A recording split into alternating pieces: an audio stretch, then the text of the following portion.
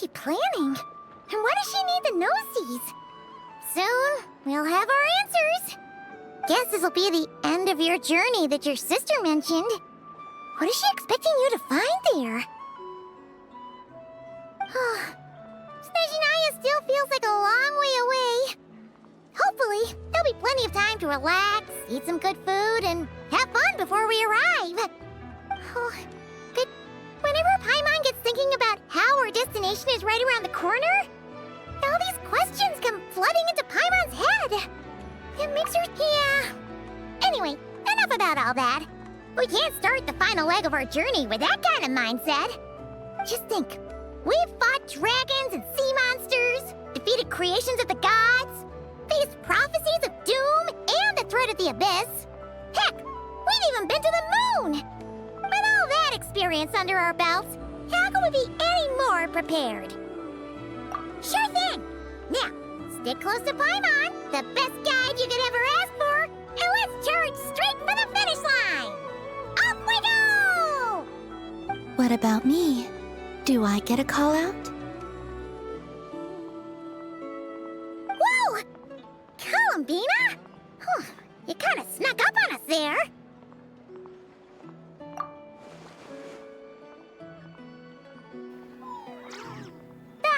Don't look at Paimon! Paimon didn't sell you out this time. Oh, so it was you! Alright, guess there's no hiding it now. All your friends have gathered at the flagship to see you off. I invited Sandrone, too, but she said she had to go back to Snezhnaya. She must be busy. She had some nasty things to say about you before leaving. Would you like to hear them? She hasn't changed a bit. Alright, let's hear it. If they're heading to Snezhnaya, I'll bet it's to cause trouble for Her Majesty the Tsaritsa. Attending a farewell party for people like that would not be a good look for me right now. Also, please tell them not to count on getting help from a Fatui Harbinger in Snezhnaya. Our time working together was... not terrible, precisely, but we're on different sides. So when you get there, don't do anything to make life difficult for both of us. Well, that definitely sounds on brand for her. The attitude, the reasoning. Alright, we'll do our best to keep our distance then. No, you've misunderstood. I think she means that she'd like you to go see her. As long as you don't make things difficult for both of you, you'll be fine. You really have to read between the lines with Sandrone. Go on, get to the flagship. Everyone should be there by now. I told Lauma that you once treated me to a truly unforgettable meal. Today, I want to return the favor. It's my gift to you. It's definitely nice to be treated, but hopefully by this point, you know that you don't owe us any favors. The moon of Nodcry will always give you a warm welcome.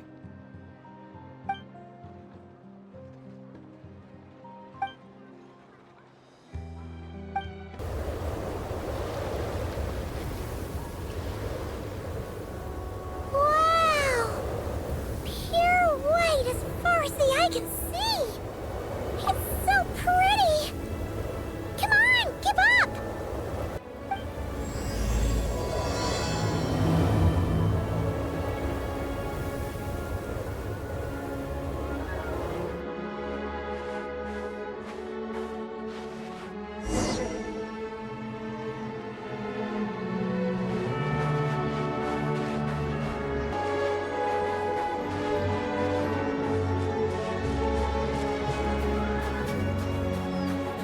Look! They look similar to the ones in Nodcry! You know, just minus the effects of Kulaki. That's a sure sign that we're officially in Snezhnaya now.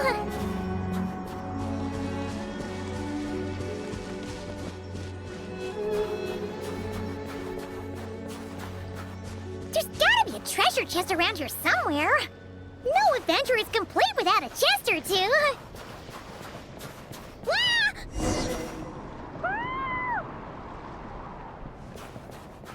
Scorch and burn!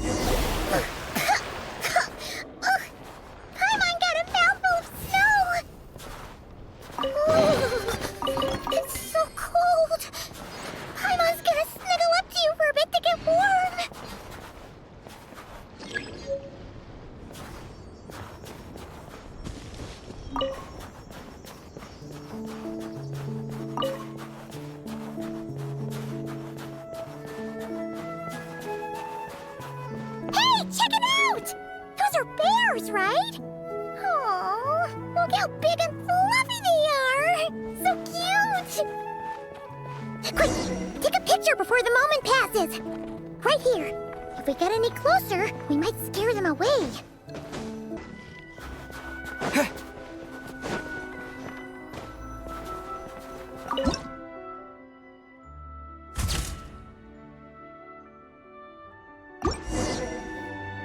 Let's see how your camera skills are these days. Oh, wait a sec. Paimon sees something. Come on, quick! It looks like a train carriage!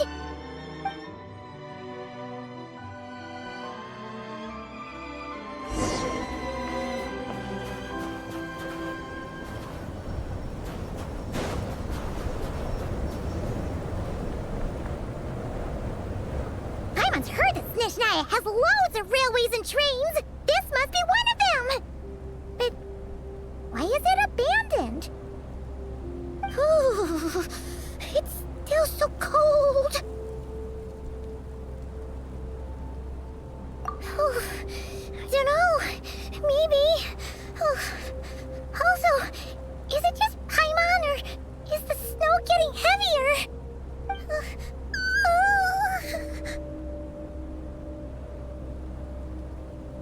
Yeah. So it can't just be because of the cold. It's hard to describe, but Paimon feels so weird. She's never felt like this before. Everything feels heavy. Getting kind of dizzy, too. Oh, no need. Paimon's just feeling a little low on energy. That's all. It's nothing serious. Not worth ruining our travel plans over. Yep, sure thing.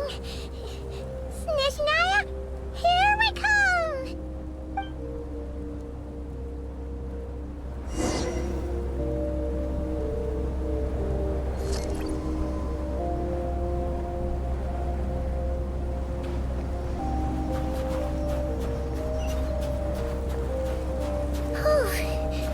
Seems like the snowstorm is getting worse by the minute. Paimon can barely fly.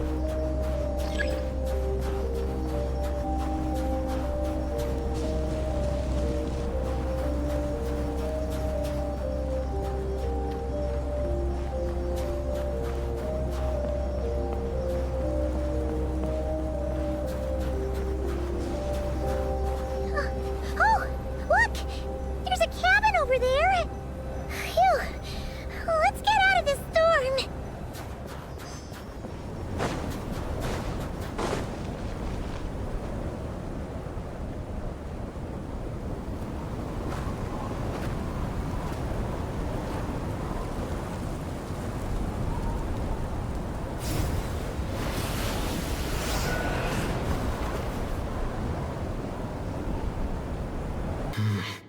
What is this place? Where's Paimon? I need to find her fast!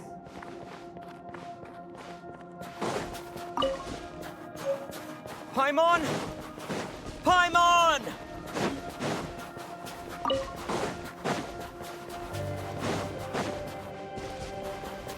That's strange. Where could she be? I guess I'll try further ahead. Hang in there, Paimon.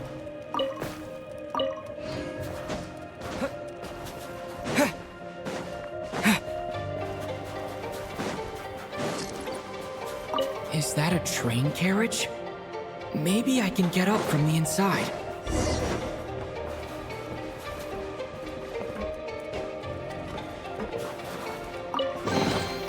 I'll keep this close.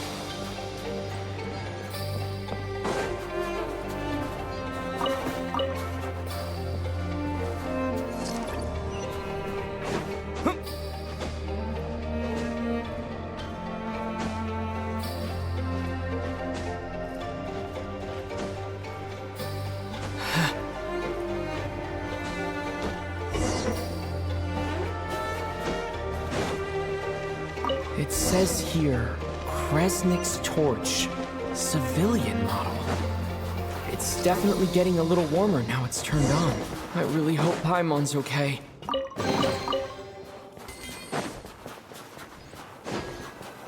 What was that strange sound? I can't tell if... Paimon? Paimon, is that you?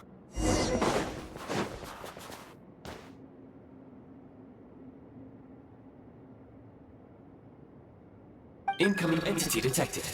Authorization granted. Initiating original. Hello, Descender, who's reached the eve of tomorrow. Eye of Grey at your service. Time since last activation. Time measurement unavailable due to the influence of... Anyway, it must have been a very long time. I was born to fulfill a mission. To reach tomorrow. To this end, I must... Strange. What was it? Wait, my body? Huh? Why is my body like this? Apologies. After a long period of inactivity, it appears that a lot of data has been lost. Anyway, I was created so that humanity could reach tomorrow. But I am unable to load further details at this moment. Nevertheless, serving humanity remains my primary objective. I have detected a drop in your surface body temperature. You cannot remain active in this state for much longer. In accordance with my preset programming, upon reactivation, I must ask the one who awakened me the following question. Will you accept me, Transcender? I will assist you, protect you, and fulfill my mission until we reach tomorrow.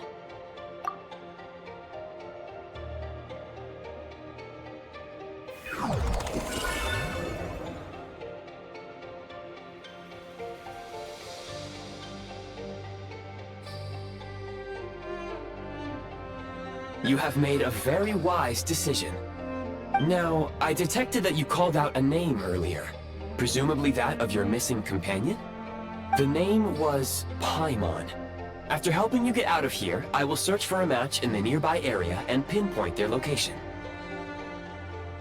Merely the tip of the iceberg. Now that we have reached an accord, you will be my new user. May I ask your name? Very well. I will remember this name until the mission is complete. I need to recover my body, retrieve the power to unlock tomorrow, and help the suffering masses to reach the far shores where the empty Ark floats. I can sense my power scattered across this ice-covered land. I even have a vague sense of where it might be found. But right now, that is not essential. The key right now is you. You must survive and reunite with your companion.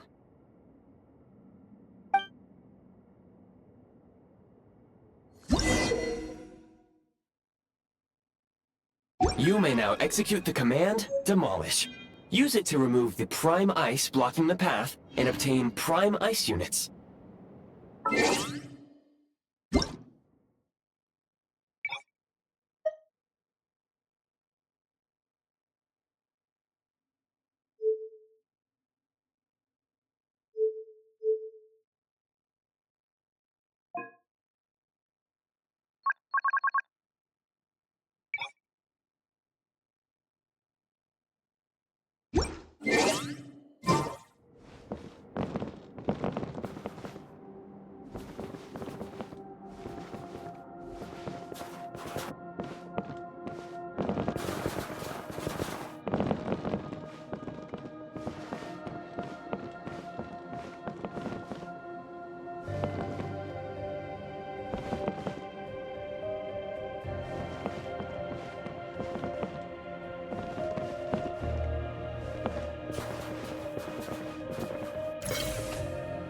Prime ice unit count has been updated.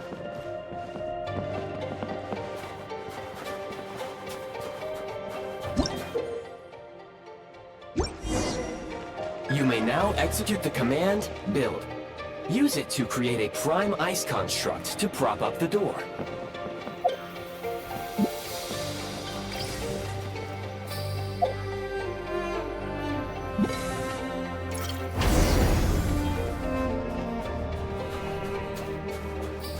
I'll keep this close.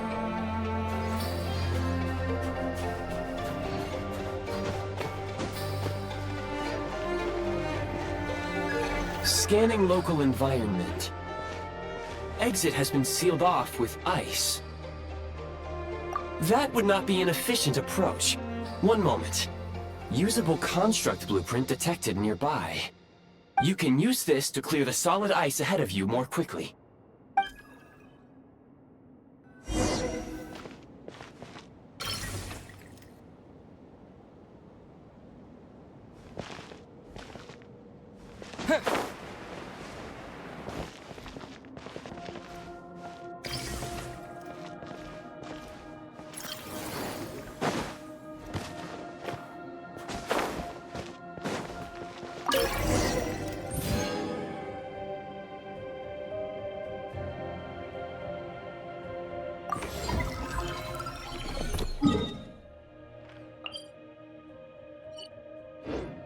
Construct blueprint added to records.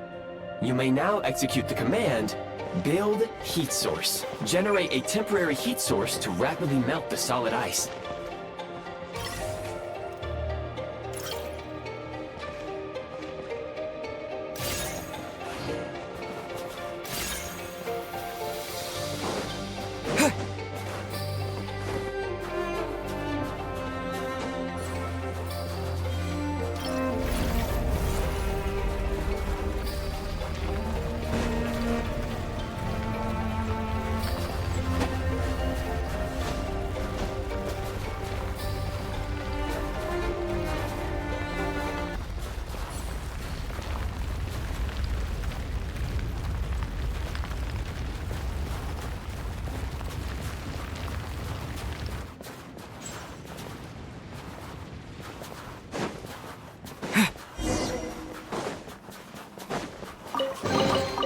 Is this an answer from this? My scan indicates the path is straight ahead.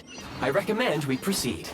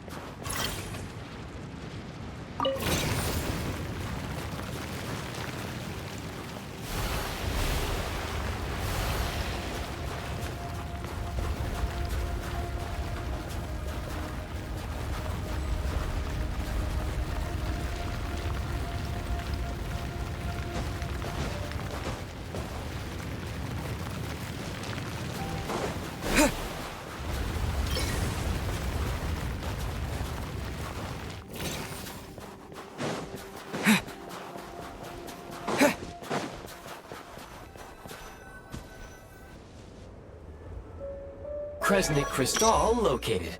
Please collect at your earliest convenience. The recent construct you built provides highly efficient heating by utilizing the unique properties of Kresnik Crystal. Unfortunately, prime ice constructs have a very short lifespan and cannot be stabilized during the development period. Hence, the authorization to use Kresnik Crystal was granted. That said, I have already forgotten what warmth feels like. Yes. Perhaps then, we can warm ourselves by the fireside together. But for now, all you need to remember is this. If you collect Kresnik Crystal, I can extract the energy within and use it to maintain your body's surface temperature.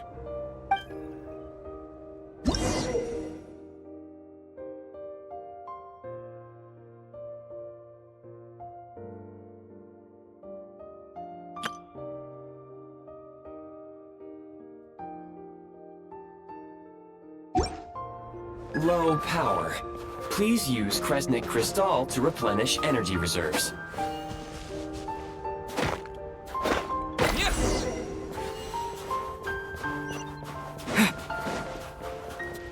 signs of physiological activity detected in the distance. It is highly likely to be your travel companion, Paimon. Go. Go now. Be reunited and sing together. May all the people be united as one. May all of life rejoice in unison. Approaching the target location. Scanning for signs of life. Life forms detected. 2. Affirmative.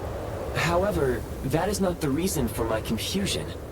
According to my database, this location is a train station, meaning the number of life forms is unusually low. Real-time environmental data suggests that the train station may no longer be in use. But whatever the situation, please exercise caution.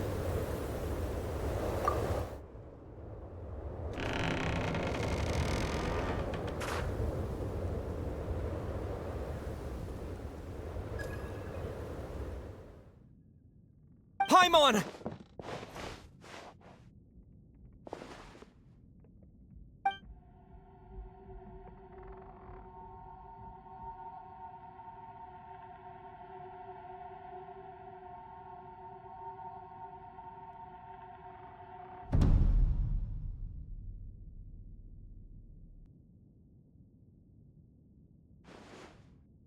Who are you? Don't worry. She's only sleeping. You must be the Traveler. She called your name repeatedly while attempting to battle her way through the blizzard. Newcomers to Snezhnaya struggle to adapt to the sheer cold at the best of times. Lately, even the locals are suffering, with a powerful monster having summoned a bitter snowstorm.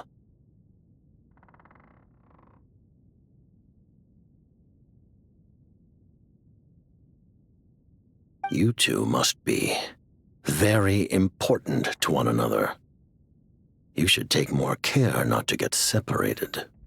Your eyes. Are you Conrian? There are indeed some Conrians left in this world who survived the cataclysm.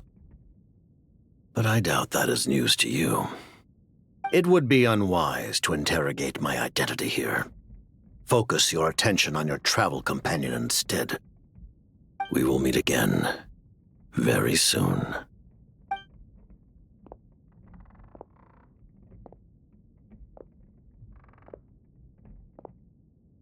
The unidentified subject has now left the area. He appears to be an individual of great significance, but my search has yielded no relevant data. I will try searching the database again. Against the odds, your companion is safe and sound. The other person even left a blanket for her.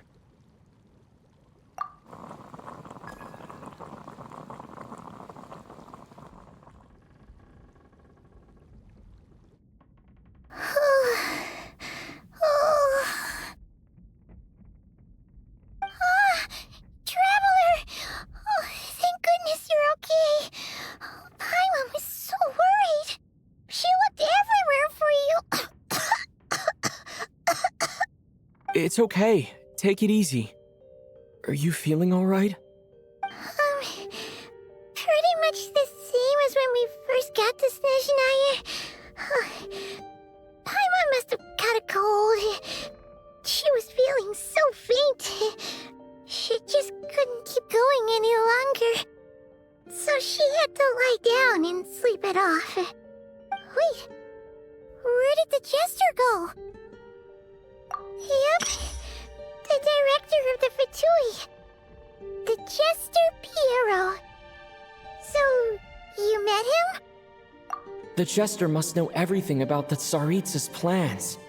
But there's no way he'd tell me just like that. We might well have ended up clashing. Well, he was right about one thing. Right now, the most important thing for me is to take care of Paimon while she's unwell. He had no intention of explaining his motives, and he left in something of a hurry. Hey! What the? Who is that? It looks like half a pair of goggles. How amazing! A self-aware, talking pair of goggles. Snezhnaya was once the land of the Fae. There are many ancient creations here that I'm sure would broaden your mind further still. Mind you, my database is also expanding as we speak. You must be a rare creature yourself. Oh, wow! Well, thank you so much. You've earned yourself some of Paimon's favorite candy. Oh, but by the looks of it, you probably can't eat that, can you? Goodwill detected. Instead of candy, perhaps I can suggest my preferred strategy. Please clean me regularly to keep me operating at peak efficiency. Oh, that makes sense. Every pair of goggles needs wiping clean once in a while. Sure thing, mister. Anyway, back to the jester for a second. Paimon's still confused about something. When he first showed up, he already knew Paimon's name. And he acted like he expected Paimon to know who he was, too. Paimon could tell that he was conning him from his eyes. And he definitely seemed like someone pretty important. But beyond that, Paimon didn't know anything about him.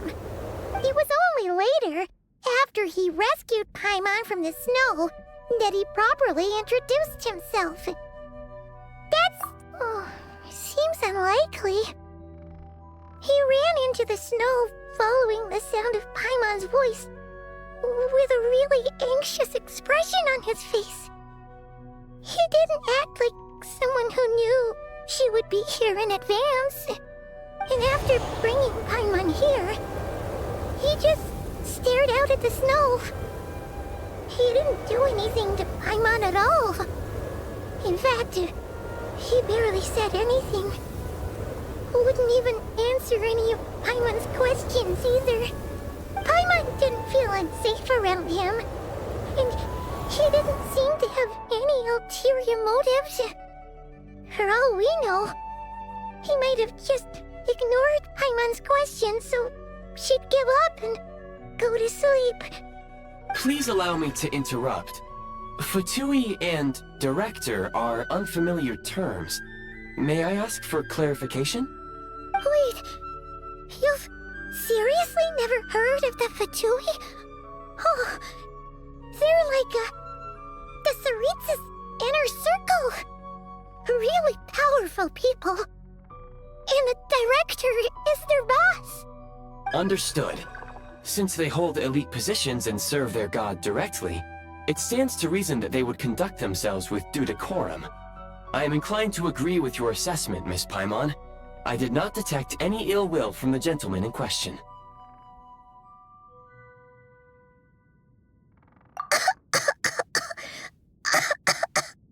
Sorry, I shouldn't have encouraged you to talk so much. Paimon, new plan. Let's get out of Snezhnaya for now. We can come back after the weather clears up and you're all better. The jester mentioned that this snowstorm, being the work of a monster, is worse than most. Even if we made it to Snezhnegrad, we'd still have to wait out the storm before we could do any exploring. Oh, well, it's really nice of you to look out for Paimon, but she doesn't want to hold you back. We were really psyched up for this journey when we first set off. Just think of all the burning questions we have. If we turn back now, who knows how long it'll take before we finally get answers. Further information is required regarding the monster situation. But objectively speaking, there is another, more pressing issue at hand. At this point, we have traveled a significant distance into the blizzard. Were we to turn back now, the road would be extremely treacherous, especially since we would need to travel on foot. If, however, we continue onward, there may be a better solution. Do you remember what I said as we neared this location? I told you that this is a train station. While it has evidently fallen into disuse for unknown reasons, the tracks remain intact. We can break through the blizzard and forge ahead by driving a train. That is the Snezhnayan way. There is a small town up ahead, which would be the perfect place for Miss Paimon to rest and recover. Paimon thinks Goggles here makes a great point. Let's do that! Oh, come on. Don't worry. Think of all the traveling we've done so far. When has Paimon ever gotten sick before? Practically never. 'Cause she's in great shape. Sure, she's a little tired right now, but it's sure to clear up on its own. Affirmative. Should you ever need my assistance during your future adventures, please call for the Eye of Grey whenever you wish. Otherwise, I will remain silent to avoid causing any unnecessary distraction. Now, please follow me to the train tracks.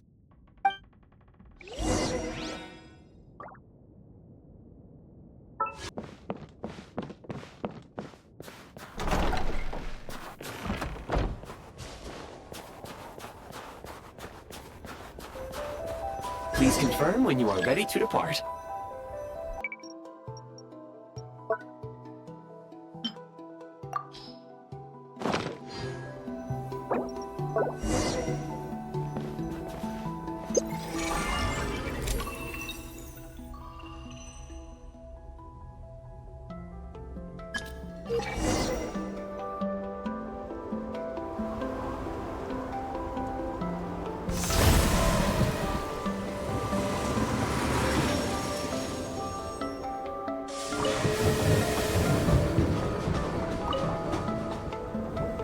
Heading north from here, we will soon arrive at...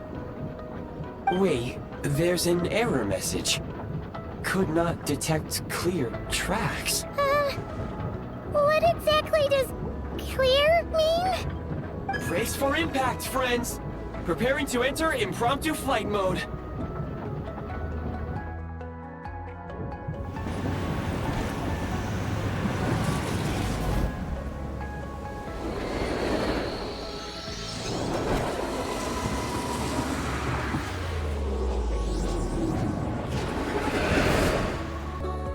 How strange.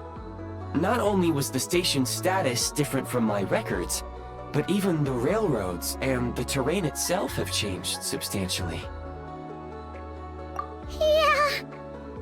Thanks to your quick reflexes. My sincere apologies for putting you in danger. I'm afraid I'm as confused by all this as you are. Agreed. This is likely a consequence of outdated railroad data. The discrepancies between the old data and present reality are far greater than I anticipated. Fortunately, our crash landing has at least brought us much closer to the town. According to the data, anyway. Your data had better be right this time. I can assure you, it certainly is. Please look this way, and you will see a Kresnik's torch.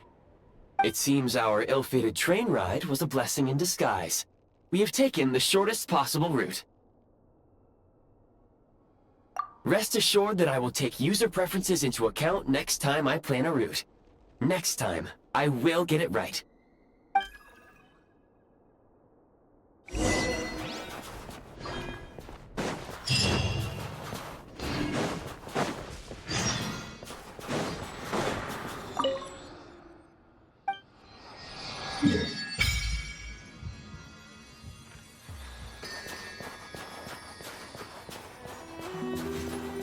Excuse me, is there an inn nearby? I'm sorry, but they've all closed.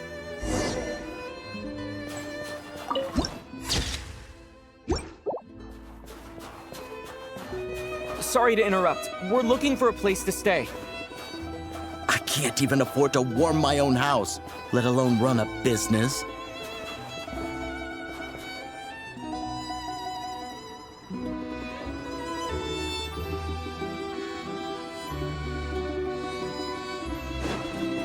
Excuse us.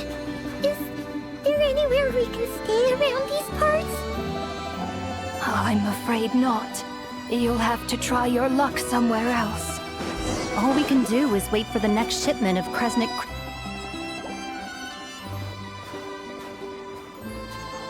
Hi there. Do you know if there are any inns still taking guests in this town? Doubt it. They're probably all closed.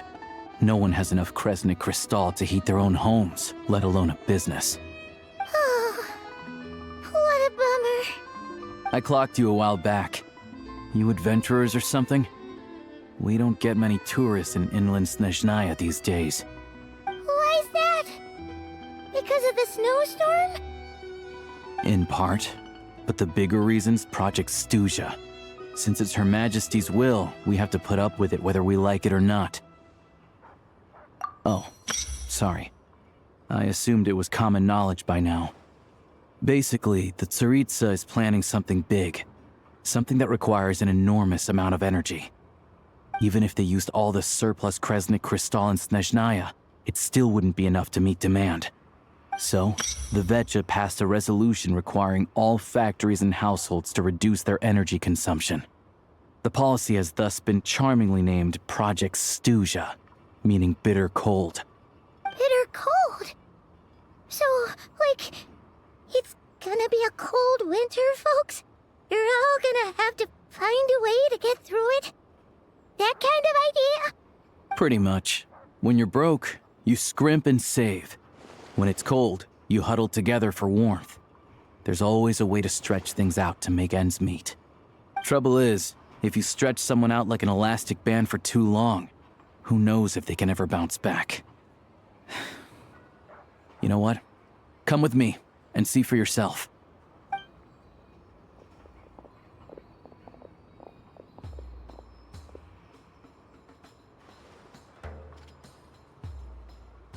Can you please explain to me why the price of Kresnik Crystal has gone up by 1/3 again? Even as our purchase quota has gone down. You only come here twice a month. This won't even last us a week. The supply and pricing of Kresnik Crystal are based on current production volumes and price data. We Fatui are only responsible for delivery and security. I'm not in a position to explain to you how the figures are calculated, but I assure you, they are as fair and reasonable as possible. Oh, so our lives mean nothing to you? How can you expect anyone to survive a single night in this weather without heating? Since you insist on making me repeat myself every single visit, I will remind you again. There is no monopoly on the trade of Kresnik Crystal.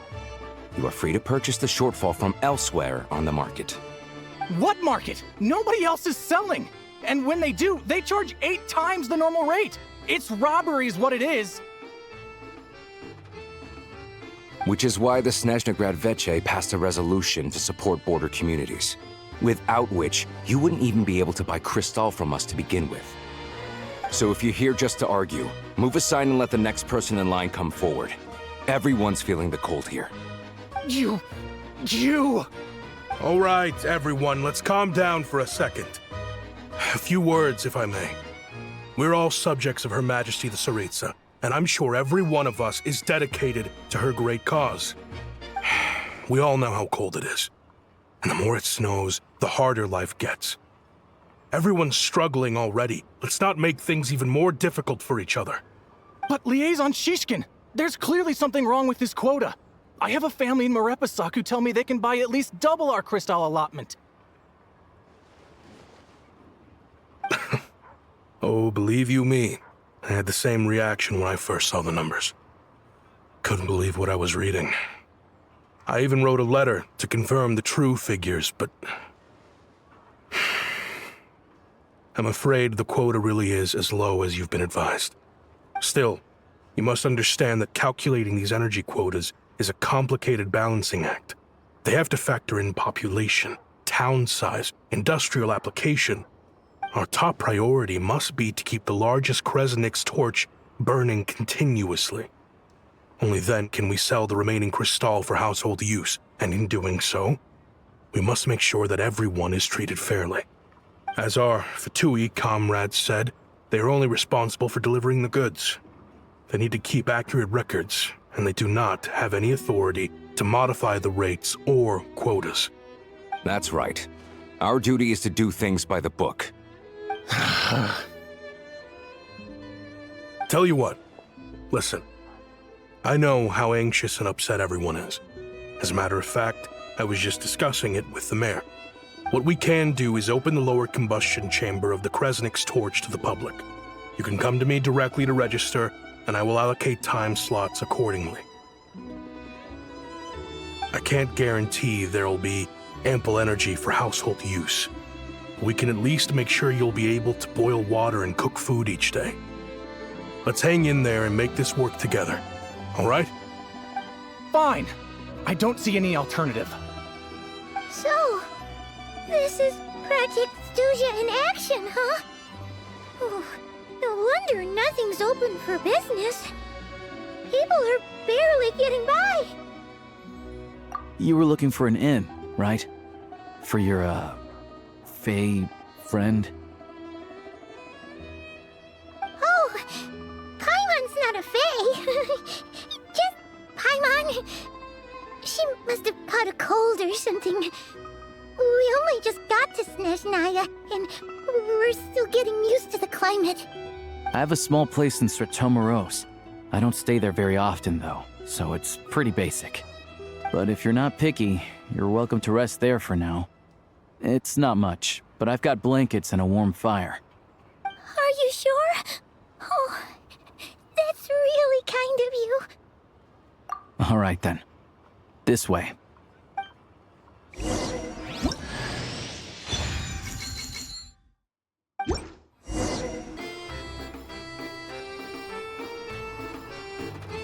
Oh, so cozy and warm. Paimon's getting nice and toasty. Oh, wait. Paimon only introduced herself so far, didn't she? This is Paimon's best friend, the Traveler. Good to meet you. I'm Alosha. Most travelers find the Snezhnayan climate to be a shock to the system at first. But as long as you keep yourself warm, you should be fine. Still, you should keep an eye on your condition. When people are too quick to dismiss a cold, it can easily end up turning into something more serious. Don't say that. Paimon's too young for chronic health issues. They aren't in town right now, and they won't be back anytime soon. The train station has been closed ever since these power shortages began. I do a lot of hunting, so I spend most of my time exposed to the elements. But even the animals wouldn't survive long in a storm like this, let alone a hunter. Nothing to do but sit tight in town until the weather improves. I get that you're in a hurry, but even if the station were open, that doesn't mean there'd be any trains. We could end up stuck here for a long time, I'm afraid. What? Your own train? Wait, hold on. That train? The one that suddenly fell out of the sky and crash-landed on the ice? Oh, we got lucky and found it in a cave. Oh, then our luck ran out and we had a little accident. Pretty crazy for a random find in the mountains. Well, as long as your train's good to roll, you might get to Snezhnagrad after all. I've been doing some digging recently. Turns out, the real reason for the current energy crisis in Stratomaros is that some of the supply is being seized for a private stockpile. But to expose what's going on, I need to catch them in the act. So, I'm heading off to catch a rabbit. Huh? Wait, a rabbit stole the crystal? It's a figure of speech. Real rabbits couldn't pull this off. They prefer carrots to Kresnik Crystal anyway.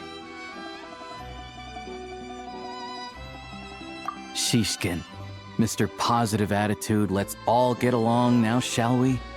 Him? Really? Paimon never would have guessed.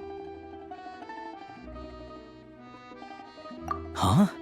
You're coming with?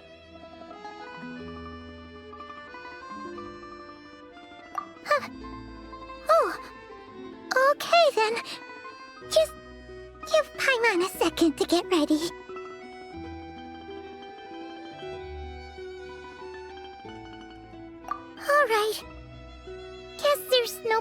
pushing myself. Paimon will stay here and hold the fort then.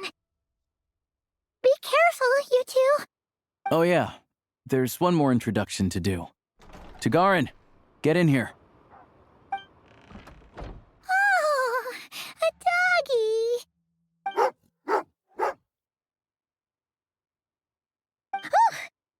angry doggy. Oh, Tagarin doesn't like being petted then. He likes to think he's above that kind of thing. He's my hunting partner, so he'll be joining us when we head out.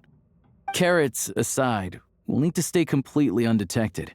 We can't risk spooking our rabbit, or there's no telling which burrow he'll scurry back into. First, we need to find a way into the train station and see if we can find any real freight data. Shishkin's figures can't be trusted. Then, we get Tugarin to catch a scent and find out which way the crystal went. What are you eating?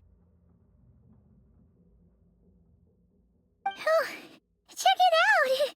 When you're all out of carrots, try turkey!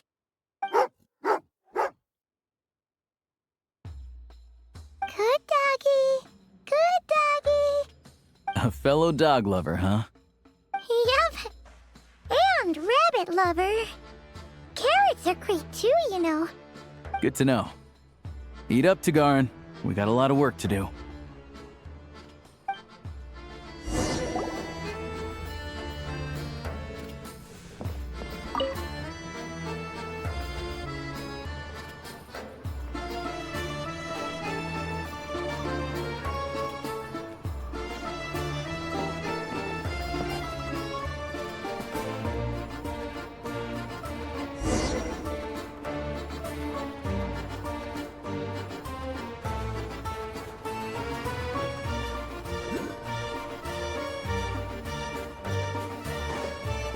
Wait.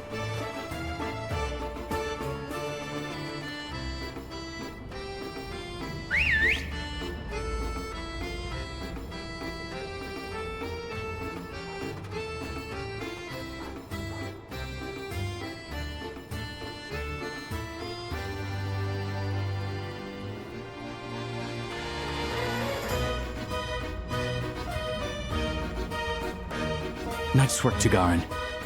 Come on. We'll go around.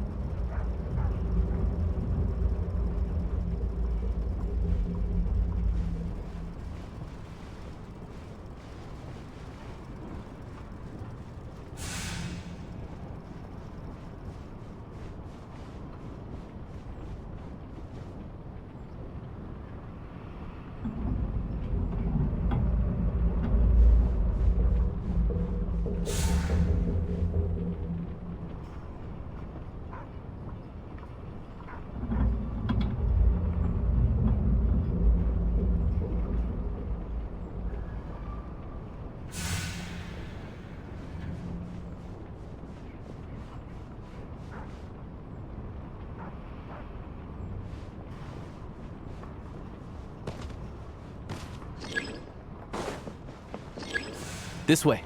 We'll enter from the upper floor.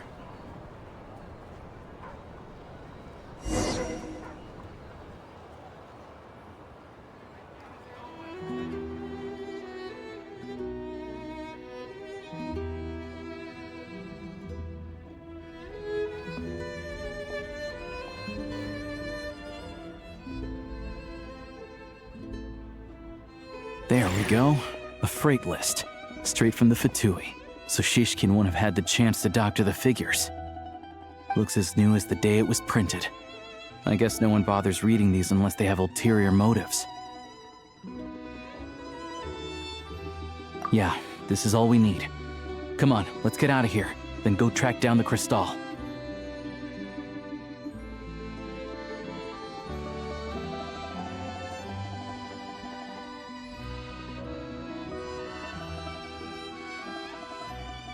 Tugarin's a keen hunter.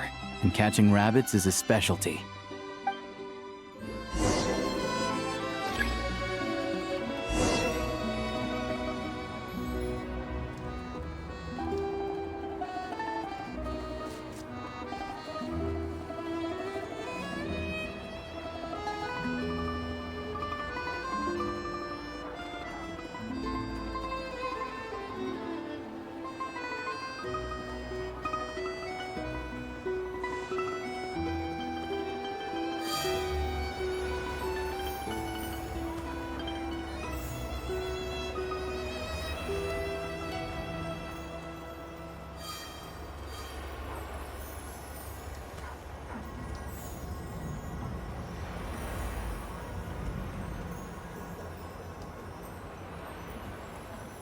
Anywhere there's a stove, there'll be the scent of Cristal. That's normal.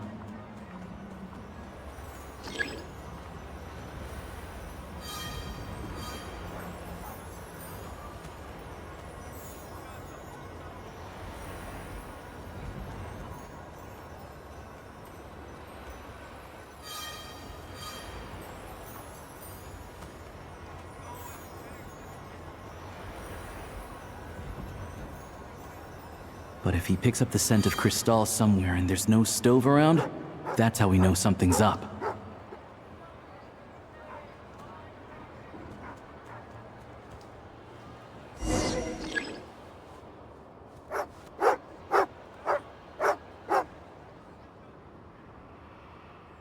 This must be the rabbit's warren.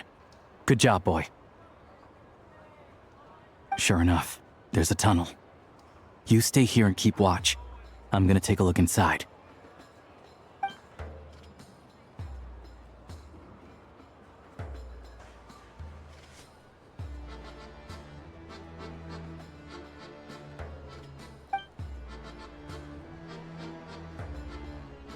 Thanks for looking out for us. Things are getting tougher by the day. No need to thank me. It's my pleasure. Sure as Her Majesty the Tsaritsa watching over us, every sacrifice will be worthwhile. Let's grit our teeth until the blizzard passes. These days of hardship will be over soon. Maybe for everyone else, Liaison Shishkin, but for you, the hard times have only just begun.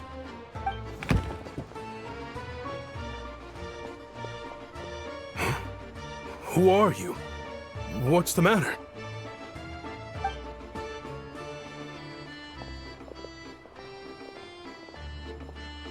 I just had a question for you. Why, when times are as tough as this, would someone hoard more Kresnik Cristal than they could ever use? All the crates here are from the most recent shipment, but they weren't brought here for sale. Instead, they were secretly stashed away. Would you be able to shed any light on the situation, Mr. Shishkin? Me? Why, I have no idea. But look at how much there is! It's quite a godsend. Now there will be plenty to go around. This godsend was found in a cellar adjacent to your residence following a tip from Mr. Alosha. And this is only a fraction of what we found down there. We're still taking a full inventory. The official figures will be finalized shortly. I've always been grateful for your efforts to mediate between us and the townspeople of Sretomaros. But now, Mr. Shishkin, it appears you were the source of the conflict all along. How could you do this to us? We trusted you to have our backs. You've been lying to us this whole time? Hey,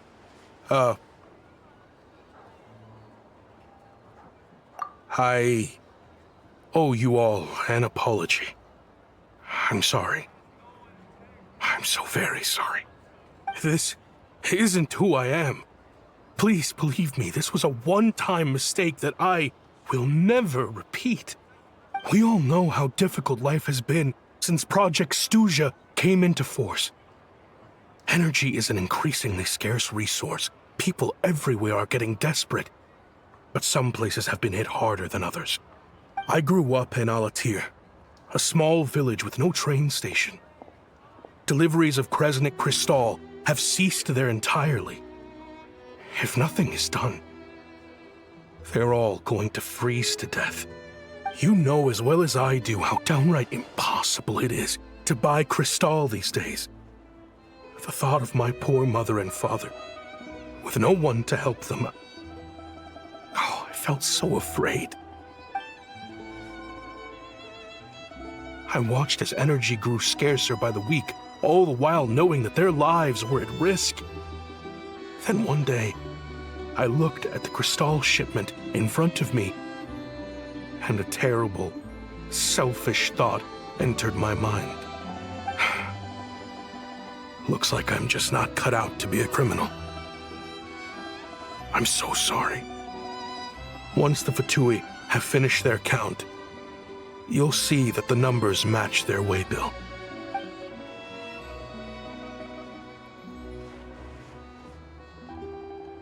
I have the official Snezhnayan quotas here. Anyone who has already purchased energy, please make your way over here to correct your transactions. I'll make a batch purchase of Cristal worth 3 months' salary for you all to use free of charge. As for Alatir, I'll think of something else. You don't have to go that far. Yeah, owning up to your mistake is enough for me. You've done plenty of good for the community in the past. I'm not looking for a handout. Drop the act. You claim this was a one-time mistake, but the real reason there's only 1 shipment's worth of stolen Cristal in your basement is that you have an accomplice. Reporting in, sir. We've conducted a full search of the mayor's house. As expected, we found many crates full of Cristal, half of which were still in their original shipping containers. This wasn't your first time at all. You've been colluding with the mayor of Stratomeros for a long time now. The train station's currently out of service, but it does open for a short window every time there's an energy delivery. And every time a train pulls in, you're there on site to take inventory and oversee the workers unloading the cargo. The mayor handpicks said workers. Per his instructions, they transport the Cristal by tunnel at night to the mayor's house, and he sells it out of town. But since he can't get the goods out of town by train, he had to arrange an alternative method of transportation. This meant slower sales, which gave me plenty of opportunity to catch him in the act. Wait, the mayor's involved in this too? Preposterous. What proof do you have of any of this?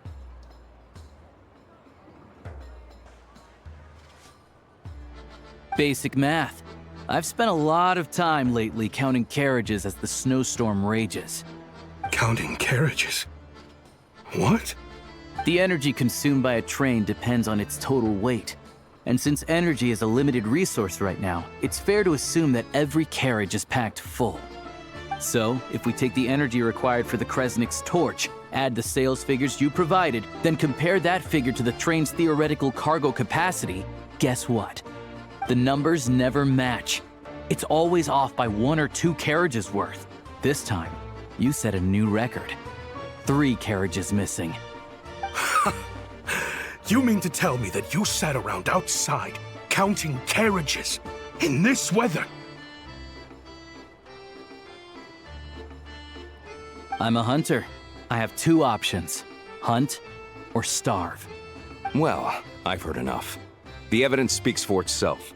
Take Shishkin and the mayor into custody and escort them back to Snezhnograd.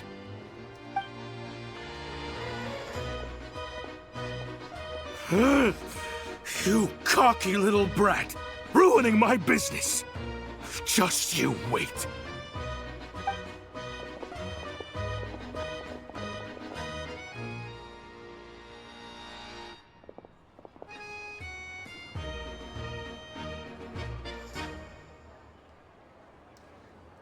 Yeah, something felt off, so I just followed my gut.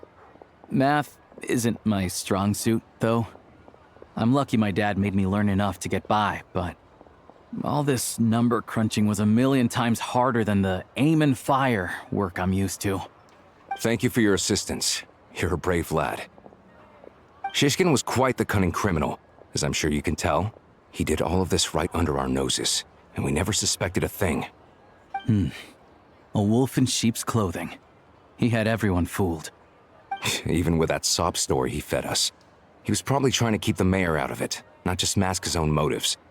Without the compelling case you put together, even I might have fallen for it. Alosha, was it? Tell me, are you really a hunter? We can go find some wild animals if you want. I'll fire off a couple of shots, and you'll see whether I'm the real deal. I didn't mean to cast suspicion on your identity. It's just... well, I'm sure you've heard of the Rokot. Recently, they've been recruiting people with your kind of talent. They hide in plain sight under false identities, working against Project Stuja, sometimes directly opposing the Tsaritsa herself. They aren't a violent organization, and their goal is to improve the lives of the common folk. But still, as a member of the Fatui, I wouldn't be doing my job if I didn't keep tabs on them. First I've heard of this. I don't really keep up with what goes on in the city. All I know is, people who don't mind their own business in the city end up paranoid about everything. As for me, I just couldn't stand Shishkin. I'm from Alatir myself, and I can tell you, nobody's lived there in years. Why would an abandoned village need Crystal? Of course, no one really cares about the fate of that place. I'm guessing today is the first you've heard of it. I see. It does sound quite tragic. Really. Well, thanks again for your assistance, and your friend here too. I will report this incident to Snezhnegrad. The Fatui will take over energy distribution until new officials are appointed. We'll also ensure that the train station resumes normal service as soon as possible. Looks like it's my turn to brush up on math now. I never liked it as a kid either.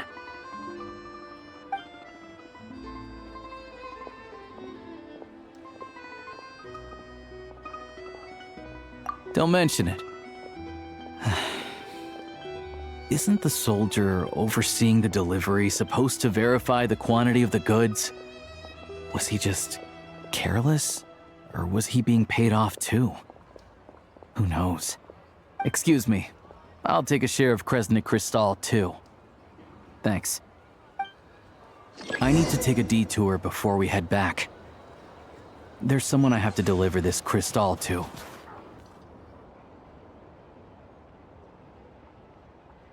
Hang tight for a moment. This old lady, she doesn't really know who's who anymore.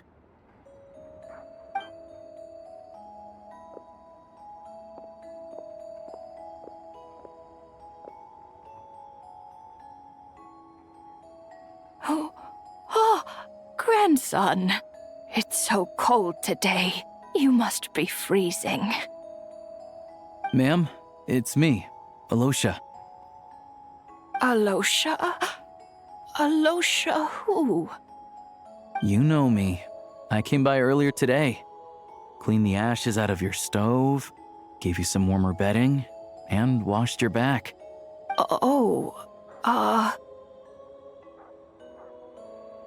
I'm sorry, I don't remember. Now, how often do I get to see my grandson? Hmm? Come on, take a seat and relax while I fix you something to eat. It's okay. You just rest. I'm fine. Oh, you. It's nice to come and visit your old granny once in a while, isn't it? Sretomaros, a good town. All sorts of things to do and people to meet. And the local officials are good to us. Sit down, come on, take a seat. I still have some fruit left. Let me get it for you. Please, don't get up on my account. You need to rest. Where's the fruit? Right under the basket by the door. Or maybe it was on the bedside cabinet.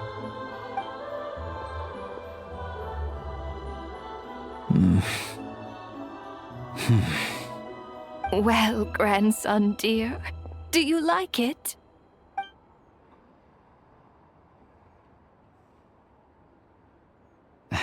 Very much, ma'am.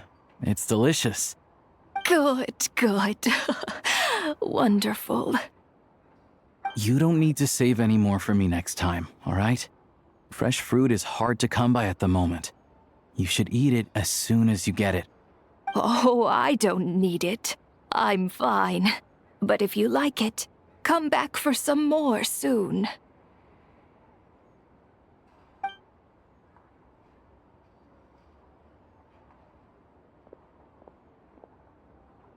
Some kind soul must have given these to her. But she always saves the nicer things for special occasions.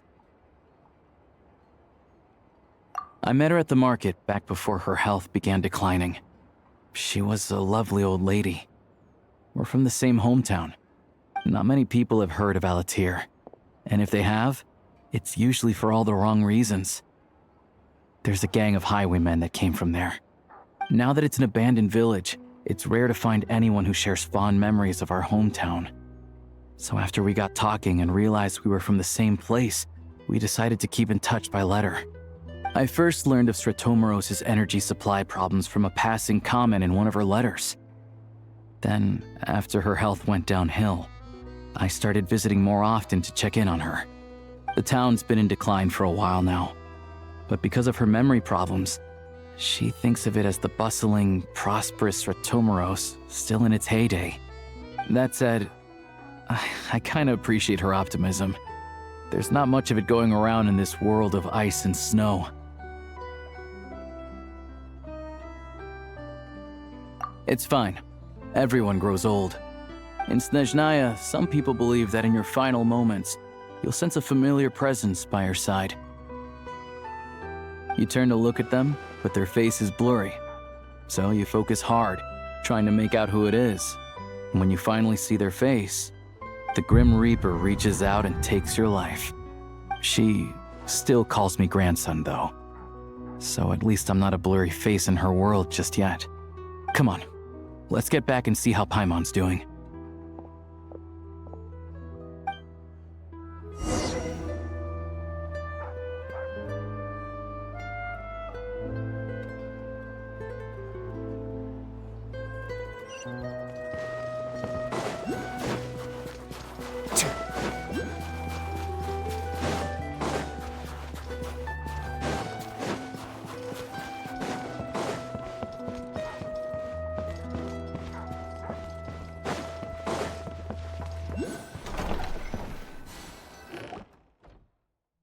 Paimon, we're back. Are you feeling any better? Yep. Paimon's not cold anymore, but she's still a little dizzy. Flying probably isn't a good idea right now. Paimon might lose her balance. But Paimon's sure she'll be fine. It's probably just from getting hit on the head by that pile of snow when we first arrived in Snezhnaya. Her complexion's looking much better. Let's keep an eye on her. Sure. But enough about that. How did everything go on your end? Are you all set? Did you have any trouble? I'll explain. It's a bit of a long story.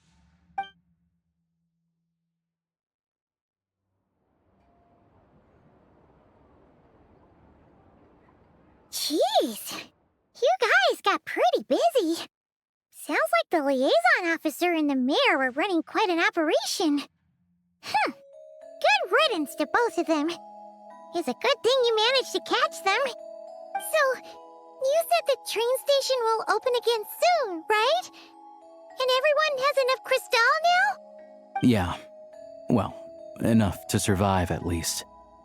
Project Stuja isn't going away anytime soon. People will still have to scrimp and save to make ends meet.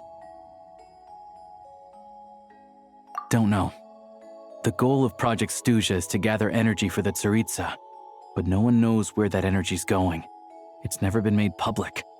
The thing is, we were told that the project would only last for 6 months, but time and time again, they keep extending it. Extending it? Does that mean the Tsaritsa's plan isn't going very smoothly? That's what everyone suspects. In principle, any proposed extension needs to pass by majority vote in the Snezhna Grad Veche. But even though opposition has been growing, any detractors end up caving into political pressure from the rooster, Pulcinella. He's the chair of the Snezhna Grad Veche and a key figure in the voting process. He has the backing of many powerful and influential people. How come the Fatui are picking on ordinary people even here in Snezhnaya? I don't see it like that. Fundamentally, the Fatui will always think and act in the Tsaritsa's interests. But that doesn't mean they don't care about the plight of the common folk. The only reason Sratomoro still receives Crystal shipments is because of a relief proposal put forward by the Rooster himself. Then there's the Fatui soldiers providing support in every corner of the nation. Even the Northland Bank provided some Mora for disaster relief, and they're as conservative and indifferent as they come. It's just that the rich and powerful in their fancy palaces live in a completely different world from us. There's always going to be some conflict when those worlds collide. Yeah, well, even though we all believe in Her Majesty the Tsaritsa, there are still many differences of opinion on how best to tackle the big issues of the day. Regular folk don't have an easy way of getting their voices heard in Snezhnograd, while the rich and powerful are either unwilling or afraid to speak out for all sorts of complicated reasons. The Rokad provides the disaffected with false identities and an outlet to vent their frustrations. Of course, an organization like that exists in a gray area. The moment the Veche think they've crossed a line, there's sure to be a crackdown. But so far, they've been doing their best to help the common folk. Like us, don't you mean? You didn't hesitate to join in. You're not new to this, I can tell. That's because we're adventurers. It's our job to help people out with commissions and get to the bottom of things. Sounds like we're going to get along. So, what's your business in Snezhnograd? Aside from taking your friend to see a doctor, of course. I want to meet the Tsaritsa. It's complicated. I've had run-ins with many of the Harbingers along the way, and I really need to know what the Tsaritsa is up to. Her ultimate goal? What the no-sees mean in all of this? Since I've made it this far in my journey, I have to find the truth, whatever it takes. Wait, so... no way. Are you who I think you are? Sounds like you've heard of us then. We're getting more famous by the day. I didn't realize I was in the company of giants. Honestly, we're all as curious as you are about what the Tsaritsa's planning, and why it has to involve us freezing to death in the snow. But getting in the same room as her won't be easy. The common folk aren't permitted to meet her at the best of times, and right now, she's probably not even in Snezhnograd. Word is, she's heading east on a campaign to slay a monster. Yeah, so you've heard of it. A wild, unpredictable monster with the power to summon snowstorms. It also absorbs everything around it into its body, so it's growing constantly. Now, it's so big that the Tsaritsa has deemed it the #1 threat. Luckily, as it grew, it became increasingly less mobile, so it doesn't pose an immediate threat to this town or to Snezhnograd. I'm sure that Tsaritsa and her personal guard, the Druzhna, won't have any trouble defeating the creature between them. It's just a question of how long it'll take. Suffice to say, you won't be seeing her anytime soon. You'll have to wait until she gets back.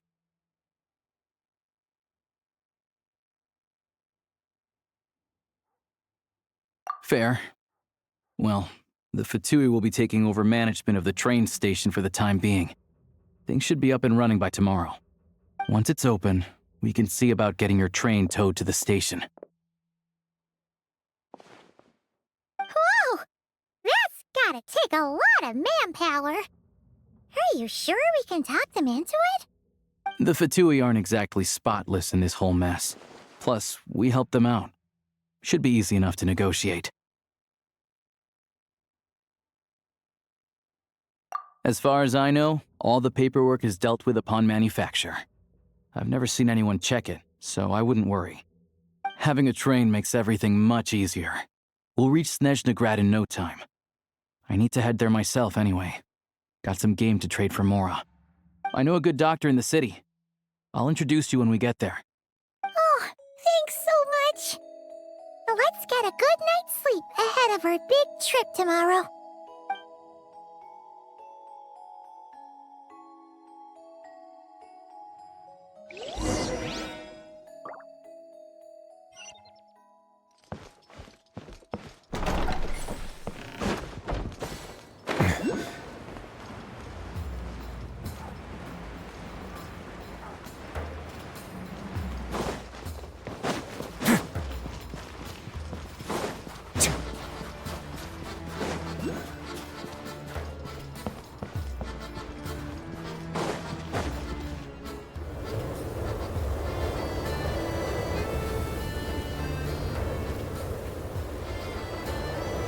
Drive carefully, all right? You don't want to end up in this situation again. Also, I don't think I've seen a train like this before. Is it a new model or something?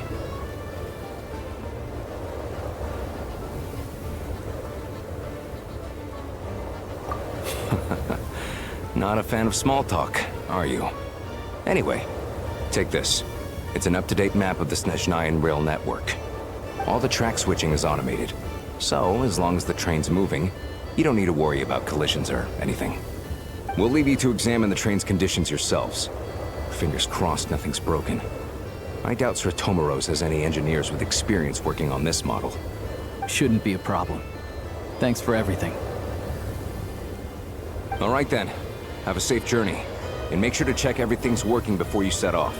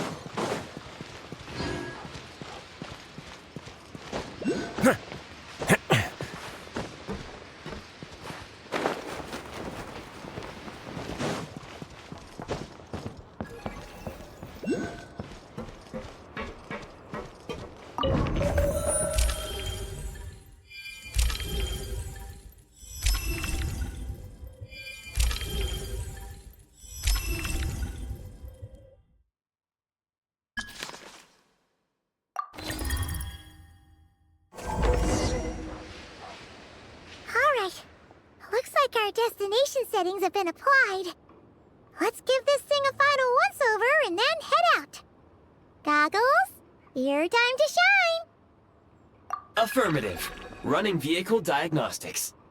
What's this?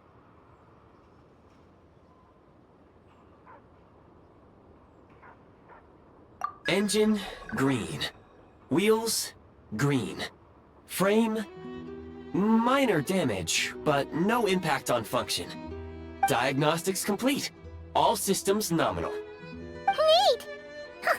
Paimon still can't get over the fact that you just found this tech lying around in a random cave.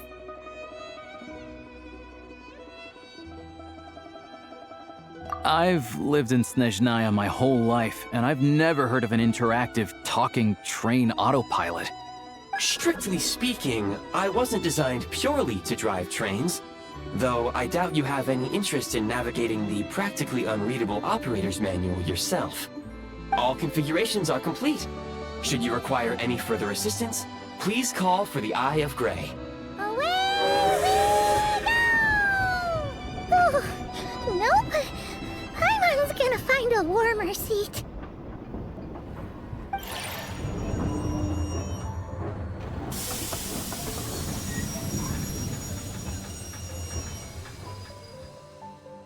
Huh? What's going on?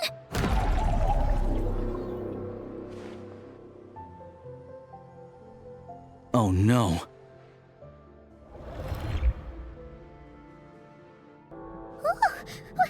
What is this place? Traveler, are you okay?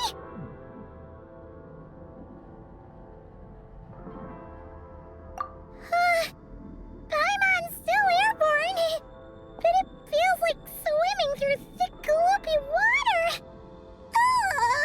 It's horrible! Just our luck. Of all the things that could have gone wrong.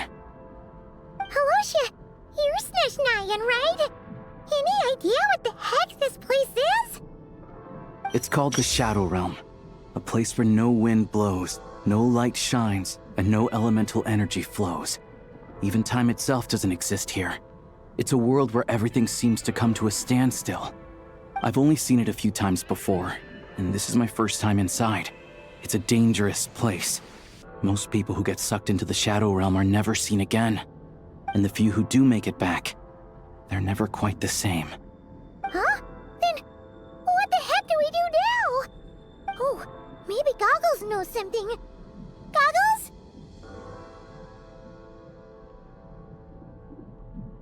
Great! Now we're done for! Hold it together. let's not get ahead of ourselves. I heard a story once about the world of shadows. If it's true, there's a way to escape. We just need to find the exit. Come on, let's explore.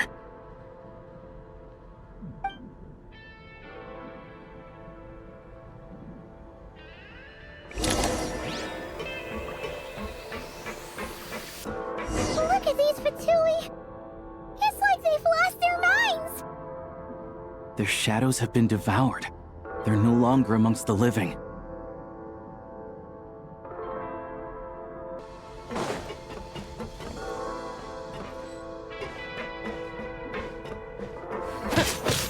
I can't channel elemental energy here. I have a few gadgets that still work.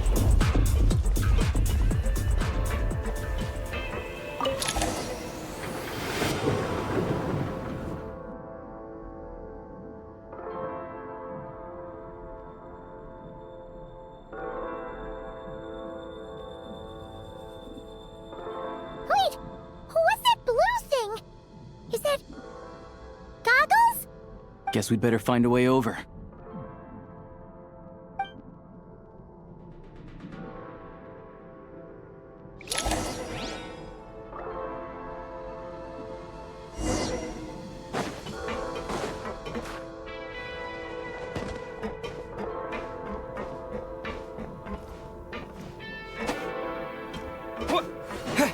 I'll take point. This is the last one. What do we do next? Play it by ear.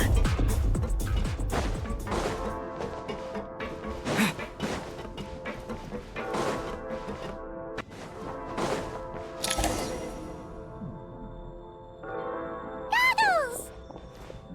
Hello. I am glad to see the three of you safe and sound. For now, at least. But things aren't looking too good. Correct. We are now inside what is known as the Shadow Realm, the darkest space in the shell, where even the Most High is loath to cast its gaze. Time and space hold no meaning here. It intersects with the world of the Light Realm only rarely, like an air bubble that rises to the water's surface. We must leave this place before it sinks back down into the depths once more. Sounds like you have a plan. Yes. In fact, the very purpose of my creation was likely to... from the Shadow Realm. It appears that key data is currently inaccessible, but now is not the time to resolve that problem. I have marked the exit to the Shadow Realm for your convenience. In addition, I have prepared some equipment to aid you as you traverse the Shadow Realm, Traveler. It may well be one of my core functions. Scan complete. Construction in progress. Activation code? We once peered into the past from the ruins of the shadows. This is what remains of the Golden City, Hyperborea.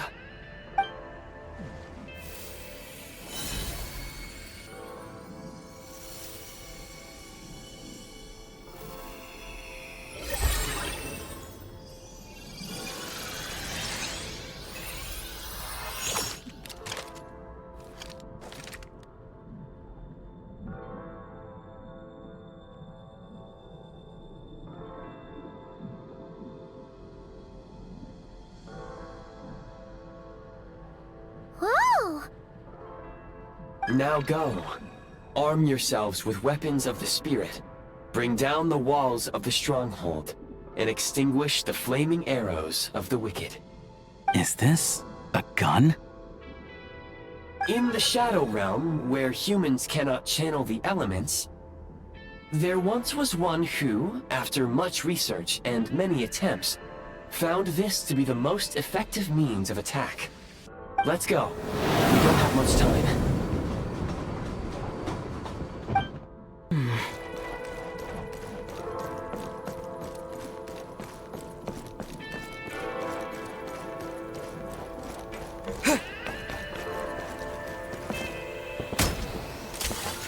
When you encounter small obstacles, you can simply clamber over them.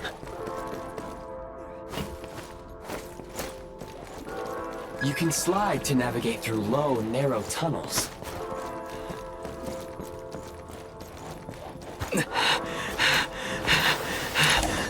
destruction ahead.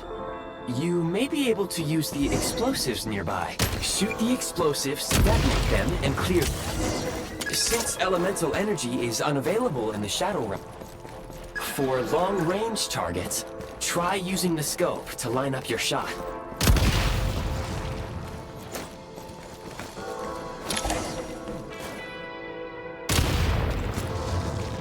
Many hostile units approaching. I suggest a new strategy. Take cover, and pick them off one by one. Where's the...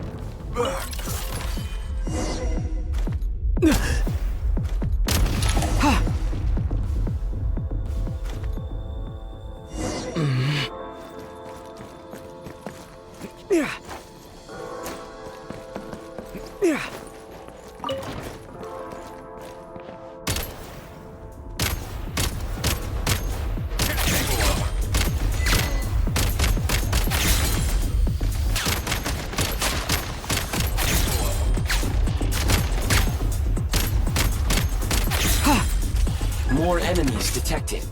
Try attacking with the newly unlocked Assault function.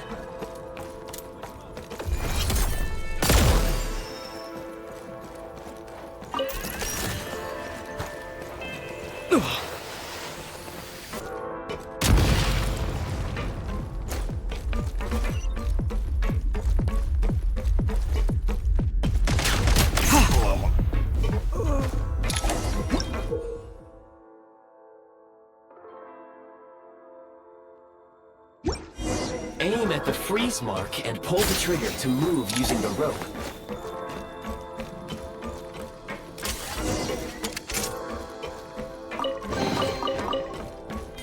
Back in business. Press the advantage! Fall back.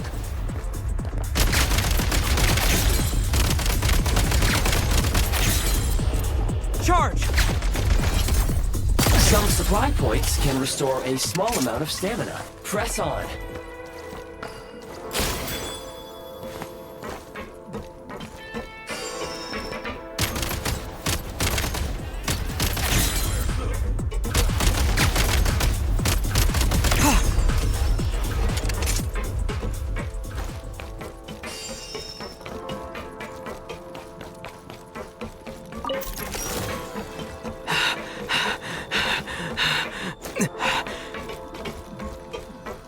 You should be able to use the prime ice construct left here to cover long distances.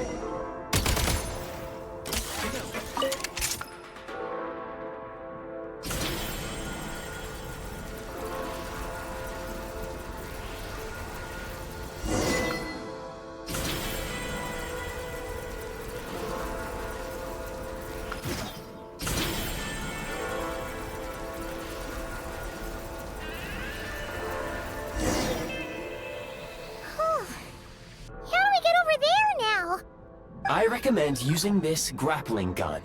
Such devices were originally used to secure structures in the Shadow Realm. If you detach the connected hook, the grappling gun will automatically fire a rope to another nearby hook. Okay. So, we just removed this hook, right?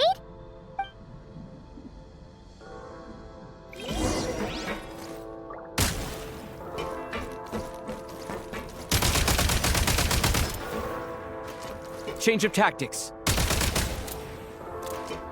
Light him up!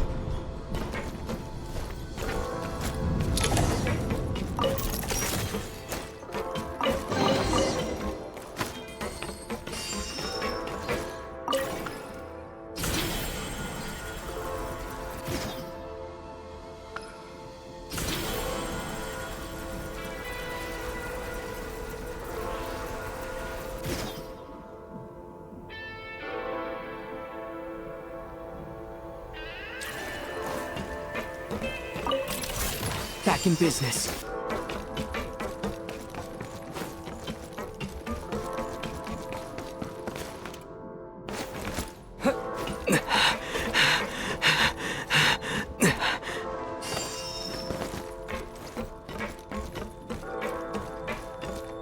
Defenses have been reached!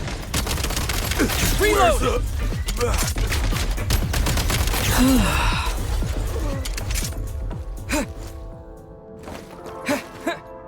Sprint at the prime ice launcher to reach high places with ease.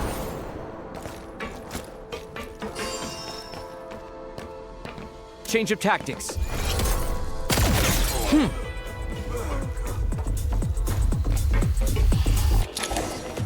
Usable munitions detected. Frag crystal.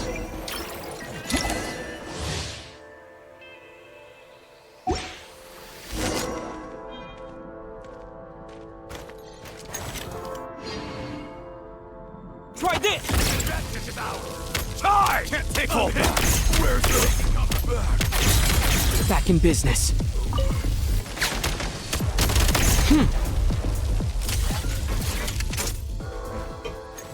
Frag out! That's the advantage!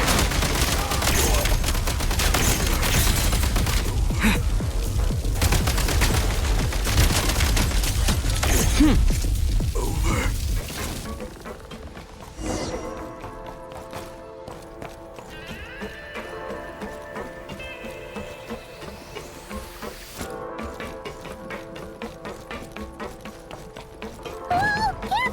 Shift your center of gravity and slide down.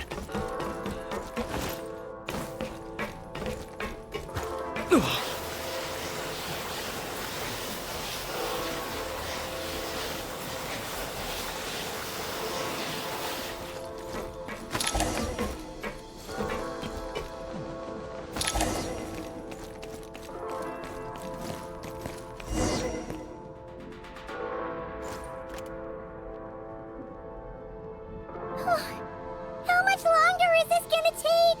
The exit is right ahead. We are very close now. However... It's like they're trying to keep us trapped here. That platform and the carriages are swarming with undead Fatui. Guess we gotta storm through.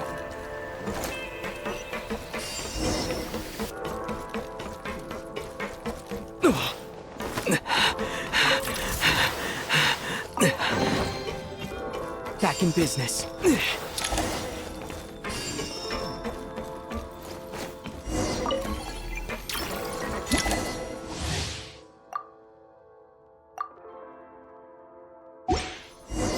You may find switching to assault mode makes your attacks more effective.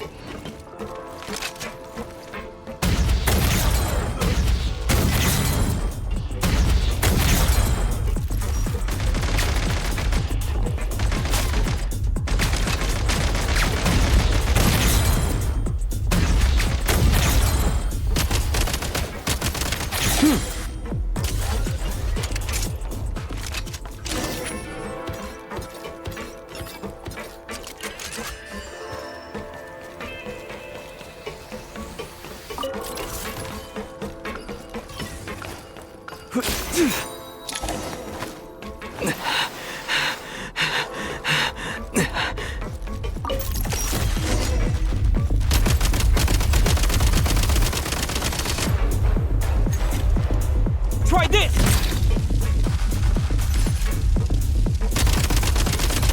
Switch mode!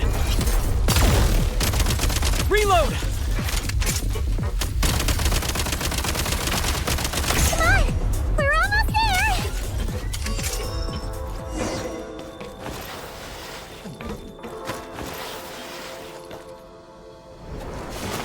Huh? Why is everything shaking so much? Looks like the Shadow Realm is about to sink back down into the depths. The exit is right here. You mean this weird bubble thing? Wait, how exactly do we... No time to think. We just gotta go for it.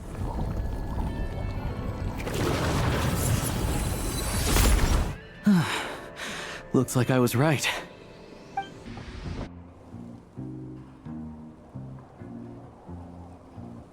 I can't believe the Shadow Realm manifested right on the railroad tracks.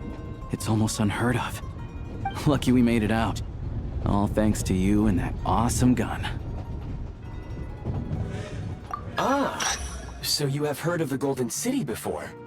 Yeah, it came up a whole bunch in Nokrai. You're a pretty neat surprise in that sense, aren't you, Goggles? We had no idea they left cool gadgets like you behind. Make no mistake, it was a team effort. For a first-time firearm user, your performance was quite outstanding, far beyond my expectations. As Alosha said, it is highly unusual for the Shadow Realm to manifest in a place like this, but we should still watch out for similar dangers ahead. Oh, let's hope not. If anything else goes wrong with this trip, Paimon's gonna have train trauma for life. The Shadow Realm can appear anywhere, not just on the railroad. I am simply advising that we take sensible precautions. Now, if you wish to further calibrate and upgrade your firearm, you may do so over there, provided you have the necessary components. Please take a moment to catch your breath while I repair the body of the train. Amongst other things, this will ensure Paimon is a little warmer while on board. Oh, thanks, Goggles. You're a trusty train conductor. Well, maybe trusty isn't quite the right word, considering. Anyway, at least you get the job done. Yes, of course. And just like the Eye of Grey, I am sure it will be a great asset to you in your future adventures. If not the trustiest, then it will at least get the job done. Let's get some fresh air while the Eye of Grey fixes the train. Yeah, sure. Paimon wants to forget all about the Shadow Realm. It was so creepy in there. Stretching our legs might help take our mind off things.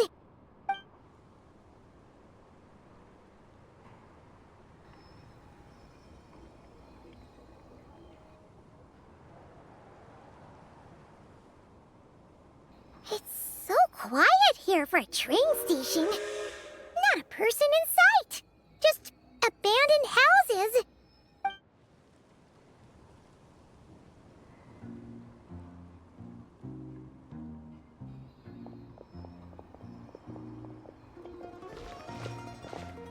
Huh? So much for repair? You've swapped our train out for a whole new model! My plan was to restore the train to its original appearance per my records as quickly as possible. Now that the repairs are complete, the train offers optimized performance and a significantly improved trendiness level. Huh. Didn't know trendiness was a parameter. According to my calculations, parameterization is the most effective way for the Eye of Grey to understand trendiness. Hyperborea, huh? I'm sure I've heard of that in a story somewhere. What an incredible little gadget you are.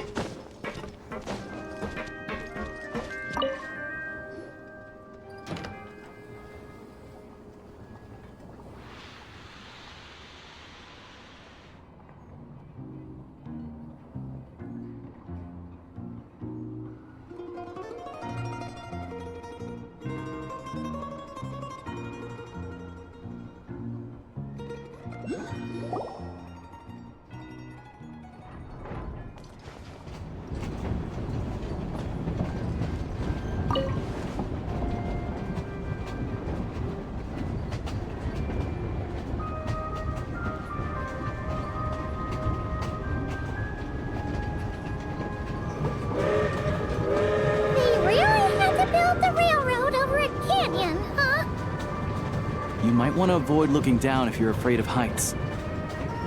No, it's not that.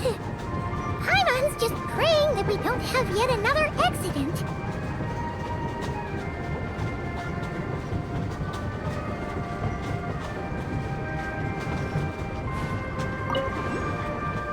That mountain is breathtaking. Reminds Paimon of Dragonspine. They say this mountain's the domain of a Snegovic lord. A lot of the Snegovic retreated there to live in seclusion, so it's a pretty mysterious place. You hear all kinds of stories. Even the residents of the nearby town of Svietlo-Lidovka steer clear of the summit, and they make a living off of harvesting prime ice.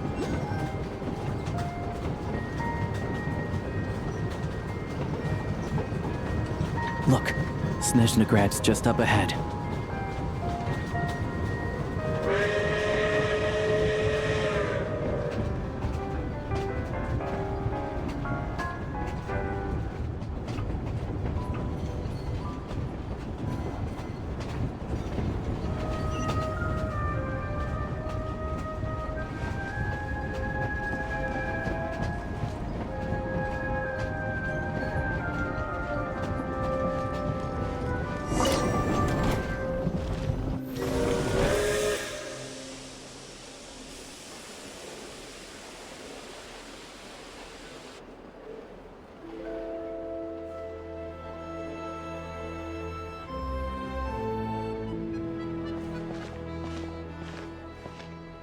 Here we are.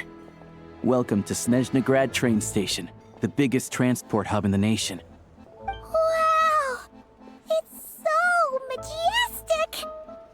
Just flying from one side to the other would probably leave Paimon out of breath! It's built for maximum efficiency, but yes, transferring trains here can be a little tiring. In the future, you can use this train station to travel anywhere you want in Snezhnaya. For now, though, come with me. Let's get Paimon checked out. This way. There's a lift car that goes straight to Sapoliarny. Look!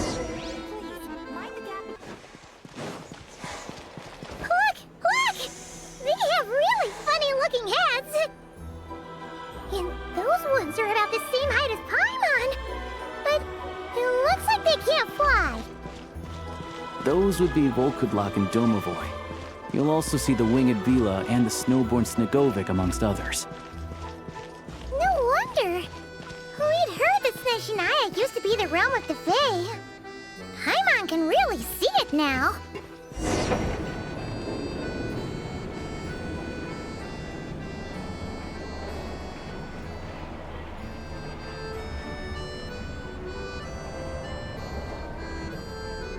To the left is the Market of Zolny.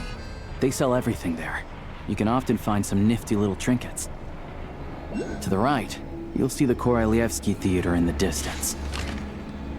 Look at that! Incredible!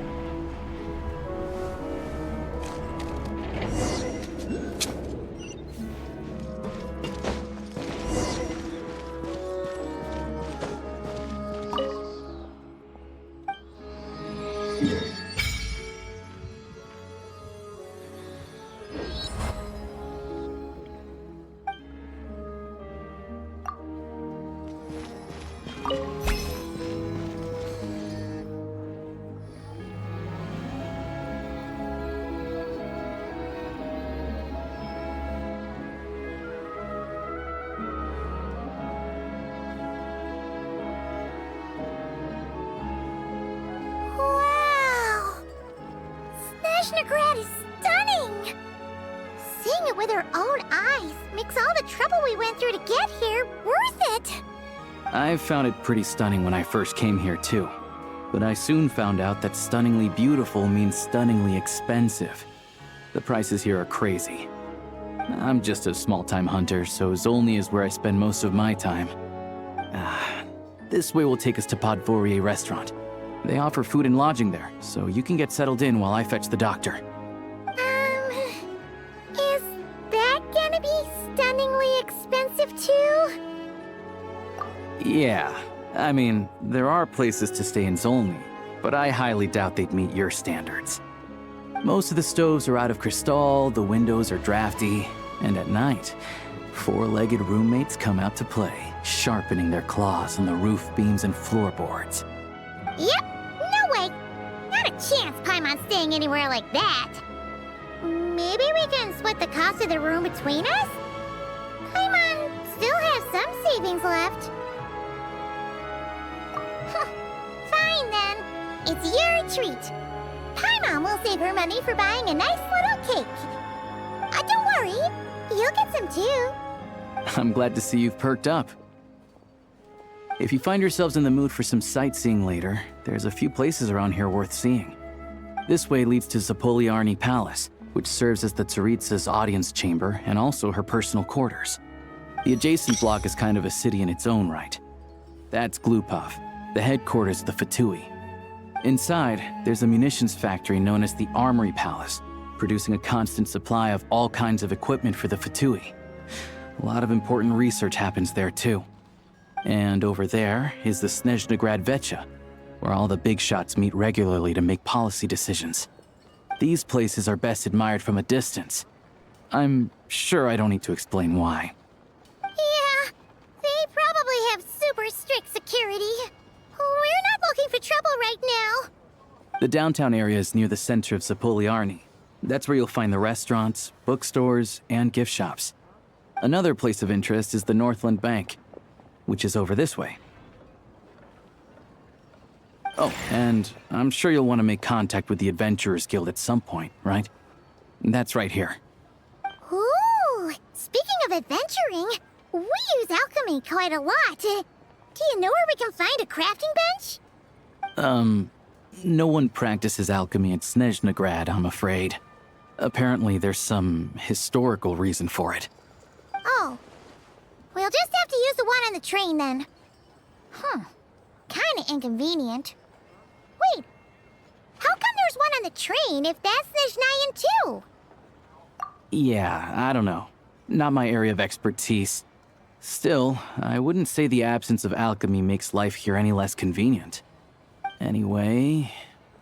Finally, there's Zolny in that direction. It's mostly residential buildings and factories, but there's a few shops too. Worth a look around if you're interested. That's about it.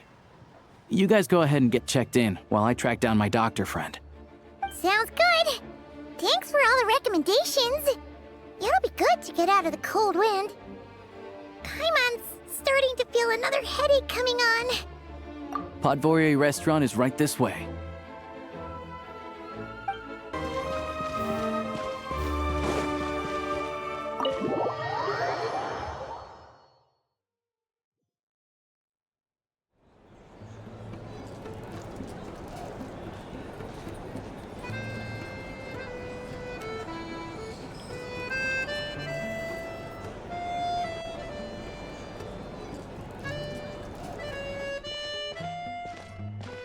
Looks like you get what you pay for, huh?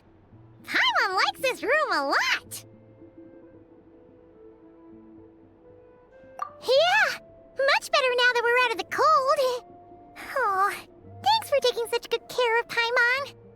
Honestly, she feels kind of bad for throwing a wrench in the works. If this were anywhere else, we'd be out investigating and adventuring by now. But instead, we're stuck here waiting for a doctor. You're right. No need to push ourselves too hard for no reason. A lot happened on our way into the city. Let's review what we've learned so far and try to figure out what to do next. Obviously, the million more question is, what is this Tsaritsa planning? Everything else leads back to that. Sure was. And so far, we've learned that in addition to the 7 Gnosis, her plan also requires a ton of energy. But we won't get to see her anytime soon. Alosha said that she went east to fight that big monster. It must be a pretty powerful one if it can blanket the whole of Snezhnaya in a snowstorm this awful.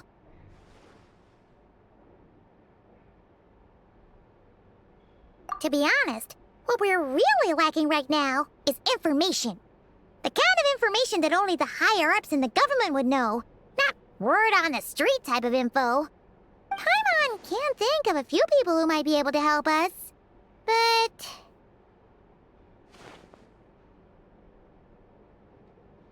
Right! And when we left Nogcry, Sandroni specifically left a message reminding us which side we're on. So, It's unlikely they'd tell us anything confidential about the Tsaritsa's grand plan. Yeah, fair point. Besides, that Glupov place is right nearby. We've got nothing to lose, so it'd be a waste not to go. There's gotta be someone there willing to talk to us, right? Maybe Arlecchino or Cendrone? Or possibly Tartaglia. But it's unlikely we could sweet-talk Arlecchino, let alone Cendrone. She basically told us to stay in her lane already. Yeah, the last time was all the way back in Fontaine, right? Too bad we missed him in Nodcry. Apparently, he came to help out. Hello. Is there a traveler in Paimon in there? That's Alosha! Come in! Hello, I'm Dr. Luneva. Alosha mentioned that one of you is feeling a little under the weather.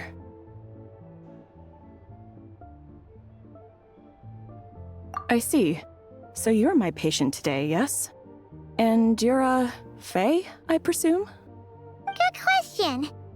Paimon's not too sure either, but she's definitely not the same kind of Fae as the ones we saw at the train station. Is that gonna be an issue? Not exactly. It's just, I'm used to treating human patients. Fae tend to be far more resilient than even the healthiest and most long-lived of humans. But don't worry, I do have some experience treating Fae.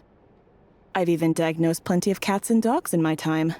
Safe to say, I have a fairly eclectic range of expertise. It'll be fine. Paimon's basically the same as a human, right? We're no different when it comes down to it, are we?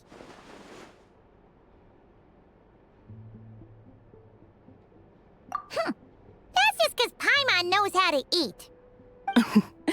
Now, please take a seat.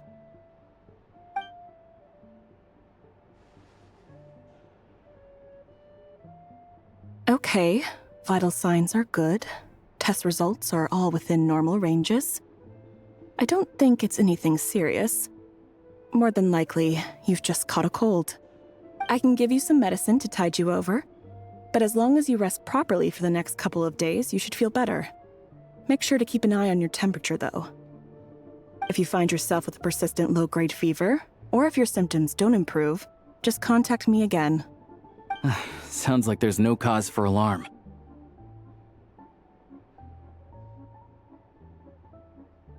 Thank you, Doctor. You're very welcome. Just doing my job.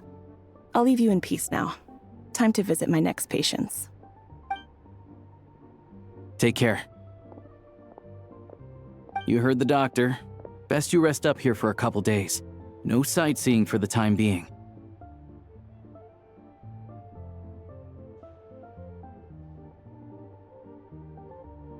All right, then. Guess we've got no choice. Let's just treat it as a short vacation. I have to get back to it. If you need anything else from the doctor or me, go to the Hunter Trade Station in Zolny. The boss there knows how to reach me.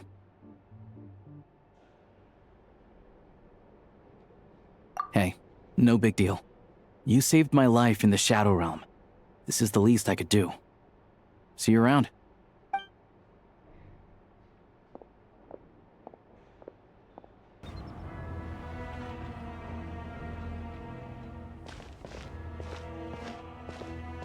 Hold on.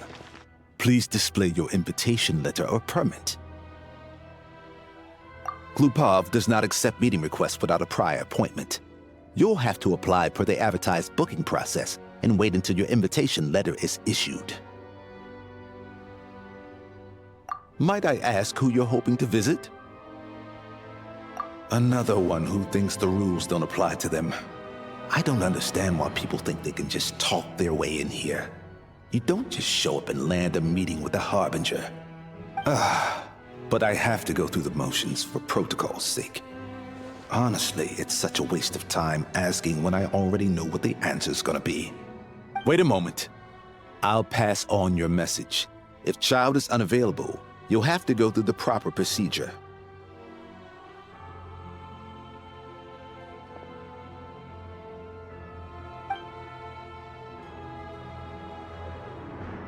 Lord Child is a busy man. He's probably not in Glupov at present.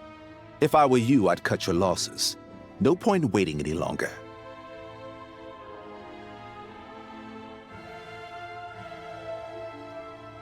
Even if you two are old friends as you claim, please understand that the Fatui Harbingers are often busy with their official duties. They tend not to stay in Glupov for extended periods. Next time, stick to the rules. You'll make life easier for both of us, Greetings, Lady Marionette. I'll take care of our guest here. It's his first time in Snezhnaya, so it's no surprise that he doesn't know the rules yet. I trust no choice words have been exchanged. No misunderstandings I should be aware of. No, Lady Marionette. No incidents to report. Whew, that was a close call. Good thing I played it cool. Is that right? Good to know. Wait, where's Paimon? Under the weather? That's hard to imagine. She's always buzzing with energy. I take it she's still adapting to the climate. Happens to a lot of people. It's even colder here than in Nodcry. Has she seen a doctor? I can get you one if you need. All right then. Well, let me know if you run into any other problems. Why else? I was just about to sit down for some much-needed tea time when I heard that an old friend of Tartaglia's had shown up outside. No appointment, nothing. And, as obnoxious as it may be to show up uninvited at Glupov, I couldn't help but take pity on the poor soul who was waiting outside in vain. So I had no choice but to abandon my freshly brewed piping hot tea and come to see this mystery guest for myself. Well, I felt our time working together in Nodcry warranted some courtesy. I couldn't exactly let you freeze to death out here in the wind. Unfortunately, I can't invite you inside either. The rules of Glupov wouldn't allow it, and as a harbinger, I have to lead by example. On the plus side, Snezhnograd actually has some class, unlike Nasha Town. Torchlight Books has a very nice selection of teas and cakes, so we can catch up there. Your treat, of course. Because I already wasted one perfectly good cup of tea today. That's why. I've ordered for the both of us. No objections, I assume. I'm sure you trust my taste. Okay, let's get down to business. I'm guessing you don't actually have any urgent business with Tartaglia, per se. You just want information, right? Wanna take a guess? Of course you'd say that. You shouldn't underestimate Counselor Tartaglia, you know. That's right. I'm sure you've heard of the Snezhnograd Vecha by now. Well, he's busy preparing some paperwork for their next meeting. They'll be discussing yet another extension to Project Stuzha. It's basically all anyone cares about in the Vecha these days. Yeah, he's more of the shoot first, ask questions later sort, isn't he? It all started with a very detailed letter that Capitano left for the jester, Piero, before leaving for Natlan. In that letter, he detailed the future arrangements for his subordinates. All of his key people were reassigned to Tartaglia. I guess he'd already prepared to leave us for good all the way back then. But Piero didn't reveal the contents of the letter until the events in Natlan had concluded. That was his reaction, too. Why me? With a bewildered look on his face. He'd always assumed Capitano looked down on him. He was a man who kept his thoughts to himself and barely spoke to him the whole time they'd known each other. But he occasionally brought Tartaglia along to my tea parties back in the day. So to the rest of us, it was clear that Capitano had quite a lot of respect for his young comrade. By the rest of us, I mean my tea party regulars. Arlecchino, Rosaline, and... actually, not Columbina. She was probably oblivious to it. Anyway, then the Liues situation happened. Normally, it took a lot to get under Capitano's skin, but that time he was furious. It's not really my place to talk about it, though. You can ask Tartaglia about it sometime. Basically, Tartaglia probably had the wrong idea about Capitano all along. Right up until Piero revealed the letter he'd left behind. Capitano believed that despite Tartaglia's immaturity, he showed great potential. Plus, he possessed a kind of purity rarely seen among members of the Fatui. Yeah, it's one of the few things that I'd agree those two have in common. But there's one other reason why Capitano chose Tartaglia to assume command of his troops. He knew that after he was gone, several of the others would swoop in on his army like vultures. With the ones who stood to benefit the most being the rooster Pulcinella and Regrator Pantalone. Once they divided Capitano's troops between them, they'd be more powerful than ever. No one would be able to stop them. So, you can see why Capitano chose to hand that letter to Piero, right? Exactly. Piero also needed to back a harbinger as soon as possible. And, all things considered, Tartaglia was the best choice. Even though Tartaglia has had the support of Northland Bank for a long time, he and Pantalone are ultimately not cut from the same cloth. I'd say Capitano made a good judgment call. Anyone else caught in this situation would probably feel like they'd been hung out to dry. His best course of action will be to distance himself from any shady business, while still maintaining friendly relations with Pantalone, but seeking Pulcinella's support at the same time. What's the point in having a tea party if you don't spill a little tea? Besides, none of this is confidential anyway. Ask any journalist out there. They'll give you all the lurid details. You'll see it firsthand if you ever sit in on a session of the Snezhnograd Vecha. All the factional strife, whether open or unspoken, it plays out for all to see in that one little room. Having a voice in the Vecha is the only way to steer policies in your favor. So, every person in that room represents a particular interest group. Pantalone, for instance, represents the financial sector, and Tartaglia represents the Fatui soldiers. Personally, I have no interest in political jousting, but since I have a number of engineers and researchers under my command, I have to make their voices heard. Then there's Pulcinella, the linchpin of the Vecha. He represents politics itself. Everything involves him, so nothing can bypass him. Any issue that comes up, he knows how to mediate. That's what the Tsaritsa values most about him. I'm starting to see why everyone is so frustrated with the way things are, but also powerless to change it. A complex web of interests connects all parties involved, and the Tsaritsa sitting at the top adds another layer of complexity. It must be nearly impossible to come up with a perfect solution. All right, I'm done carrying this conversation. Time for you to answer a question of mine. You must have known that you can get the info you needed from me. So why was Tartaglia the first person you asked to see and not me? I just don't understand, that's all. Anyway, do I really need a reason? Wait. Oh, I think I know what it is. Columbina passed on my message to you before you left Notcry, right? I only meant you should be mindful of which side you're on. Is that actually why you didn't ask for me? Because you took that to heart? Fair enough. It's not your fault. I blame all these politicians I've been hanging around with lately. Always beating about the bush when they talk. I guess it must have rubbed off on me. Anyway, just ask for my help next time, okay? Little things like this are no problem. Lady Marionette. What now? Can't you see I'm on my break? Whatever it is, just leave it on my desk. I'll look at it later. Sorry to disturb you during your break, ma'am, but I'm afraid it's an emergency. Isn't it always? I've told you before, fixing the tracks and transporting ice blocks does not constitute an emergency. The equipment in Svietlo-Laidovka is in urgent need of maintenance. With how the weather's been recently, we suspect that the cause is a buildup of snow, exceeding the maximum weight limit.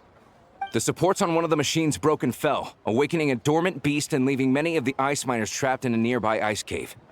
Luckily, Odette's team was nearby and launched a rescue operation, but we're still facing a severe manpower shortage for both the rescue and engineering teams. I guess that's it then. Our tea party will have to end here. I'm the only engineer you'll need.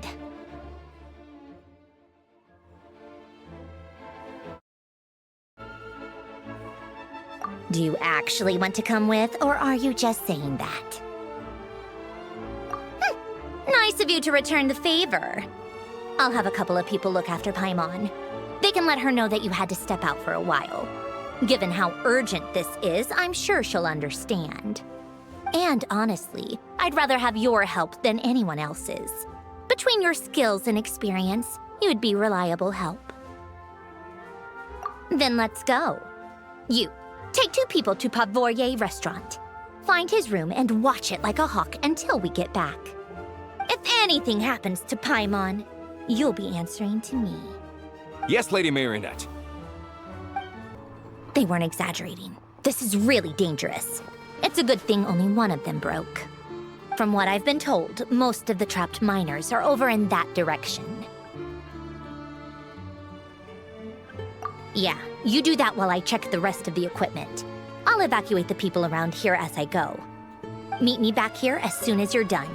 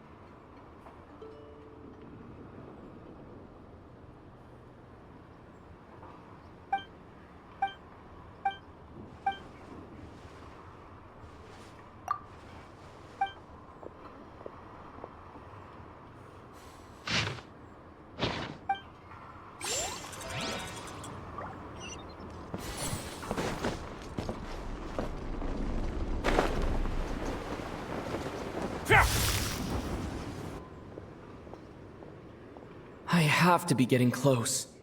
Don't go any further.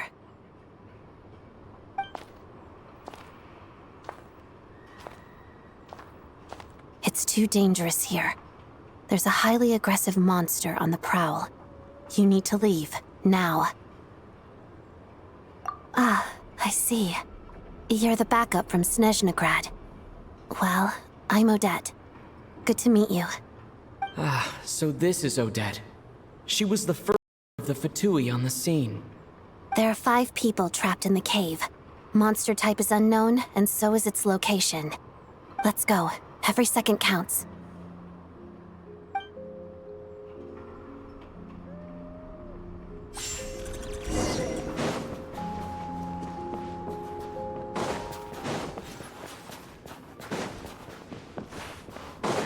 Careful.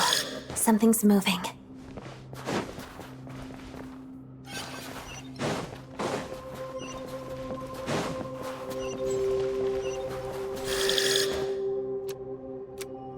This must be the monster's shadow. Looks like a tough opponent.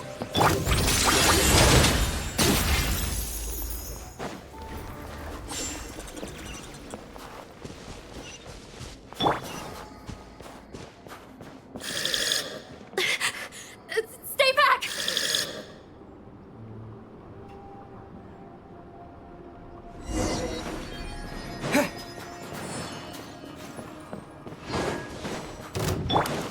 Together, pirouette. Waltz of the snowflakes.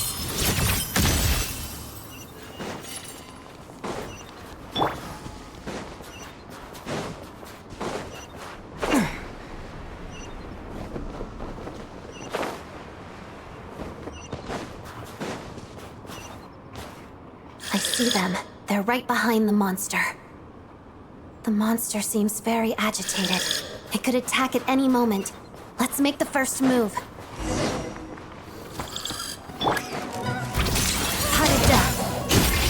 Following thunder!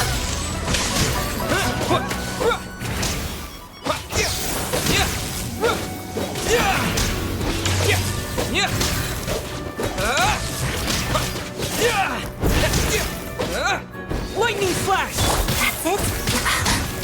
Let's begin. Pirouette.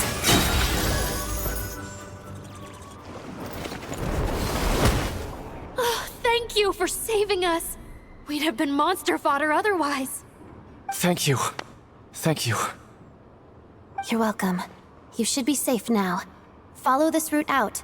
He and I will stay behind to watch the rear. Thank you.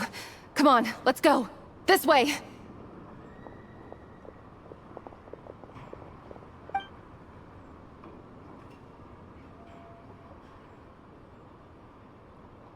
I've searched the area. Pretty sure the monster made a tactical retreat. Yeah, but with us here, it won't be coming back anytime soon. It may be small, but don't be fooled. It's a ferocious beast. People are just food in its eyes. It's lucky we got here when we did. The trapped miners have been successfully evacuated. Time for us to leave. Wait, this place. There's something unusual about it.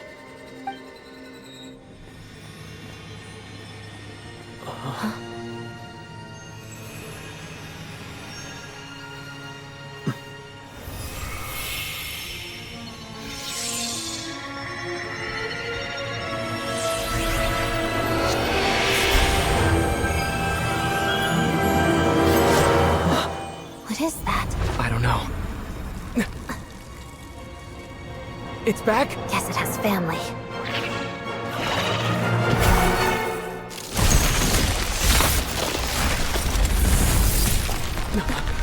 This way.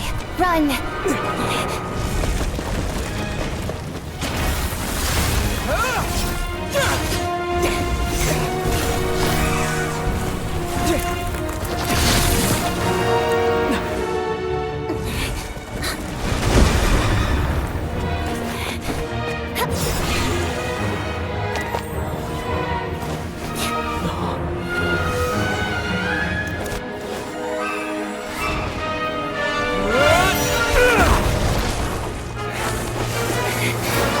Thanks.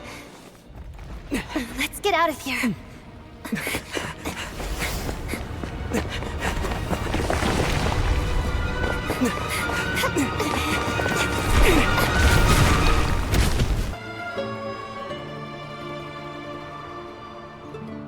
Everyone's accounted for. We managed to rescue them all. We also placed a sign at the entrance to the cave, warning people to stay away. You really held your own today.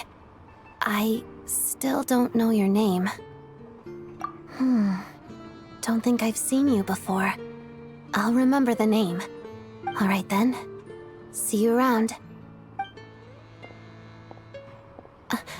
Hello, Lady Marionette. I hear the rescue operation was a great success. I knew I could count on you. What brings you here, Odette? Here for a performance? No, a Fatui mission. I happened to be nearby and heard the crash. She hasn't introduced herself then. Odette is the prima ballerina of Snezhnograd. She's quite the celebrity. If you ever hear people mention the two crowning jewels of the Korailievsky troupe, they're talking about Odette and the prima donna, Vodianitsa. On top of that, Odette's also a rising Fatui star. It's looking likely she'll inherit the title of the Fair Lady. She learned all her combat skills from Rosaline herself. Used to be one of her most valued subordinates, too. You flatter me, Lady Marionette. If she's Rosaline's protege, that makes me... Never mind. There's no need to bring it up. No point making things awkward. How's progress on your end, Lady Marionette? Equally successful. I finished reinforcing all the equipment. Took me a little longer without Polonia's help.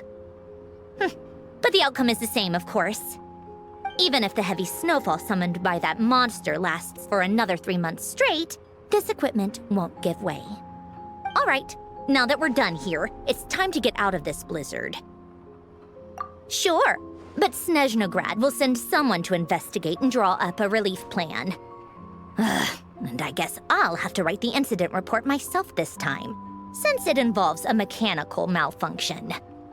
First, Pantalone needs to approve the budget, then Pulcinella has to sign off on the plan.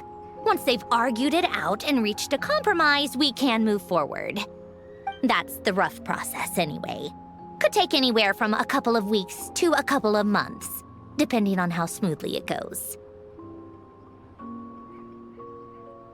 Yup, nothing we can do about it. There's a whole stack of incident reports like this back at the office. The snow has eased a little for now, but there's no telling when that will change with that monster still at large. Fuel for heating is in short supply, and relief is weeks away. There's no immediate threat to life, but still, it just feels like there should be a better way. Hey, quit daydreaming. Let's get back to Snezhnograd. When did you get a new sword? I found it in a cave. It handles pretty nicely. You have a strange affinity for secondhand swords.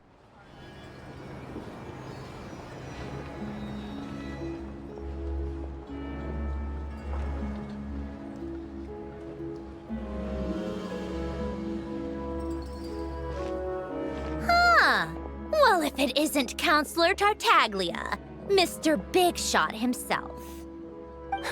Go easy on me, all right? I'm still recovering from the interrogation the real Big Shots put me through. Hey, comrade, it's been too long. I heard you came looking for me earlier. Nicest surprise I've had in a while. Good to see you too, Odette. I'm guessing you guys just got back from Sviatlo Lajdovka. How'd it go? Crisis averted? It went fine. How about you? Any new developments? Not really. Same as ever. Growing opposition to Project Stuja, and the usual rebuttals are starting to ring hollow. The results of the mock vote were pretty dire. Pulcinella was fuming. I've never seen the old man so angry. That's not good news. It takes a lot to rattle him.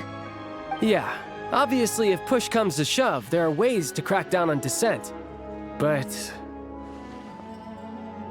Sorry, I have to ask something. This is going to sound blunt, but may I? Huh? Of course, fire away. It sounds to me like everyone's tearing their hair out trying to figure out how to deal with opposition to Project Stuja.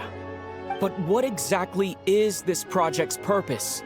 And how can it be so important that even people like you two refuse to stand up for the ordinary people of Snezhnaya? Interesting. I gotta hand it to you, comrade. You sure don't mince your words. Excuse him? What does he mean, refuse to stand up for ordinary people? Oh my gosh. How does he dare speak to the Harbingers like that? Are you interrogating us now? It's okay, Sandrone. Let me explain. I think I understand where he's coming from. If I could, I'd take your side right now. In fact, my position's very similar to yours. I've only held back on casting a dissenting vote in the Vecha because the Tsaritsa would never let me get away with it. Still, I have a responsibility to the Fatui armed forces, so I do what I can to make their voices heard. Most of them are just regular folks from small towns far from the capital. I'm sure you've seen how much those kinds of places are struggling right now. Oh, and for what it's worth, I'm from Arepasak myself. Things aren't going so swell there either. The Tsaritsa wants to create a better, safer future for the people of Snezhnaya, but she's thinking long-term. I don't doubt that from where you're standing, Project Stuja seems to be creating all sorts of issues for everyone. But considering the Tsaritsa's vision for the future, these are sacrifices worth making. Sounds cold, I know, but I promise it's not as black and white as it seems. Maybe Sandrone and I can't oppose Project Stuja outright, but we're constantly raising our concerns in Vecha meetings. And even though we can't put an end to it, there are plenty of other ways to make a difference. We're trying everything we can think of, and so is Pulcinella. I respect Her Majesty the Tsaritsa and trust her decisions. But at the end of the day, I'm still just a normal guy who cares deeply about my homeland. And my family, who all live here. There's no way I would ever abandon them. As contentious as things can get within the Vetcha, there's no selfishness or malice behind it. Everyone wants to get through this period as smoothly as possible. The issue is that there's no way of pleasing everyone under the present circumstances. Most of the time, we're trying to decide on the lesser of two evils, which obviously isn't a great look. But that is not the same thing as being blindly loyal to the Tsaritsa. No one's got their head in the sand here. We're all well aware of the way things are. We're just doing our best to make it work. In fairness to Sandrone, she rushed to Svietlo Lidovka's aid the moment she heard that people were in danger. And even Tartaglia, who used to only care about the thrill of the fight, is clearly doing his best to rise to the demands of his new role as counselor. Hey, come on. There's only so much we can say, so don't press us too hard. Look, I know how untenable the Tsaritsa's position looks if you don't understand her motives. Maybe you've heard already, but she's currently leading her army on a campaign to the east to defeat the monster that's been causing these brutal blizzards. Striking that monster down will be a significant step in dealing with the present energy crisis. As laser-focused as she is on realizing her lifelong ambitions, she's still putting time and energy into taking down this powerful monster. To me, that says a lot. If she thought Snezhnaya and its people didn't matter in the grand scheme of things, why would she waste her time on something like this?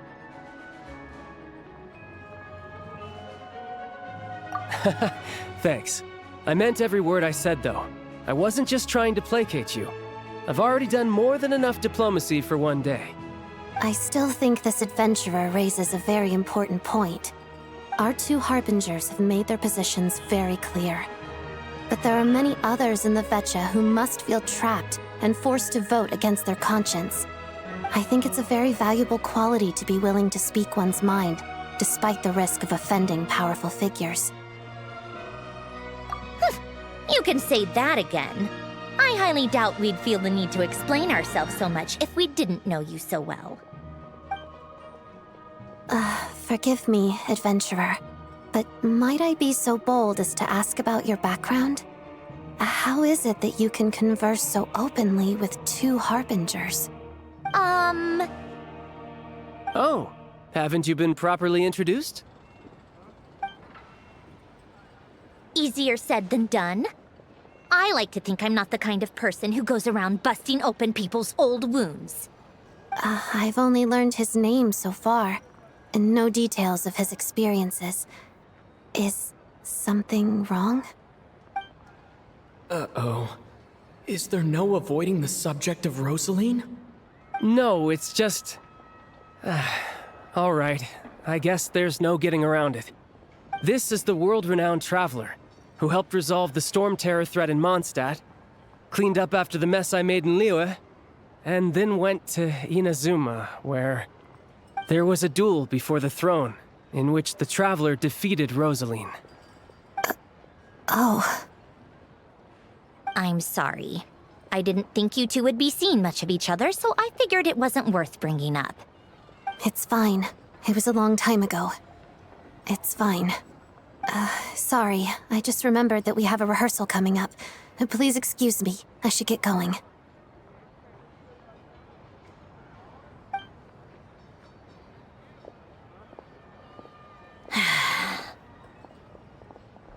I've mentioned this to you before, remember? She was Rosaline's most valued subordinate.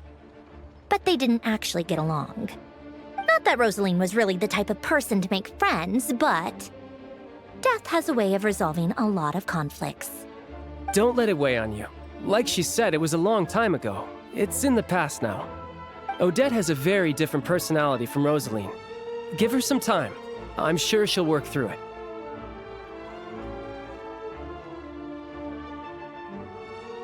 Oh, by the way, where's Paimon? It's not like her to hide away. She hasn't been feeling well, so she's resting at Podvorier restaurant. I got a couple of my people to look after her while we were gone. Oh, right. Sorry to hear that. Poor thing. Reminds me of when Tonya was little. She really felt the cold back then. Used to get ill all the time. I felt so bad for her seeing her lying in bed, coughing. She was so mature for her age, though. Whenever someone came to visit her, she'd greet them with a smile and would never complain. I'm sure Paimon's a good kid, too. You're a little short on manpower, right? Let me have a couple of my people take over for yours. I'll send my most capable and reliable. They'll make sure Paimon can recover in peace. Well, that would be great. Your people are more qualified. Hey, don't mention it. I'm sure you have things to do. Hopefully this takes a load off your mind. So no more accusing me of not being on your side, all right?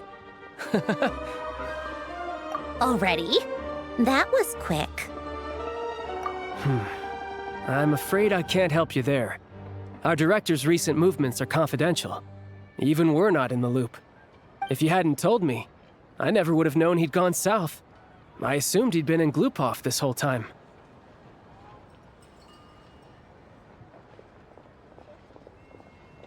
Well, I guess I'd better go sort out Paimon's security situation. I have some other work to catch up on at Glupov anyway. Me too. I have an incident report to write up. Let's leave it there for now.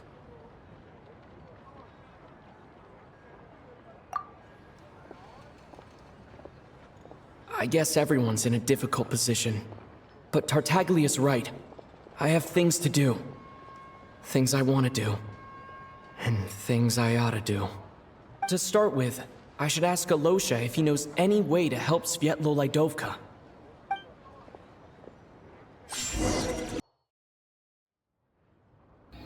How strange.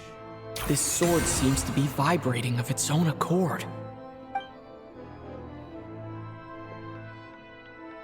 It's a very faint vibration, but it's getting stronger as I get closer to the statue of the Seven. Does this sword have some connection to the statue? But all it does is vibrate, even when I touch it. That place I got this sword from was definitely out of the ordinary. Maybe I should try channeling the power of cryo.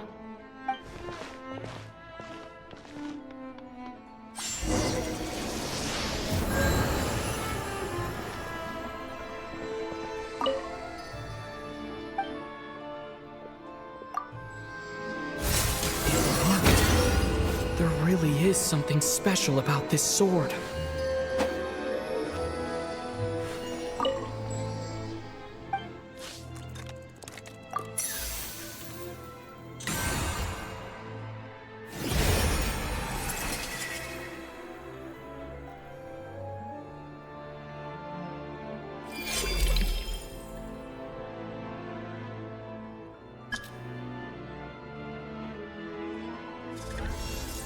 I don't really understand what just happened, but I'm pretty sure this sword just got a little more powerful.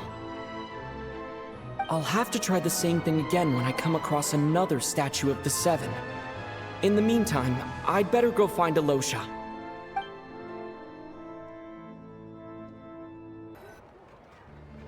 Hello there. How can I help?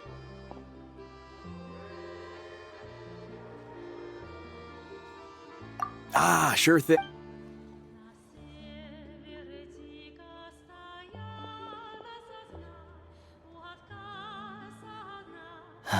It's a familiar story. I've had similar experiences. Although Snezhnegrad doesn't deliberately delay or withhold relief, those first few days of waiting for help are always the hardest. It's a fundamental contradiction.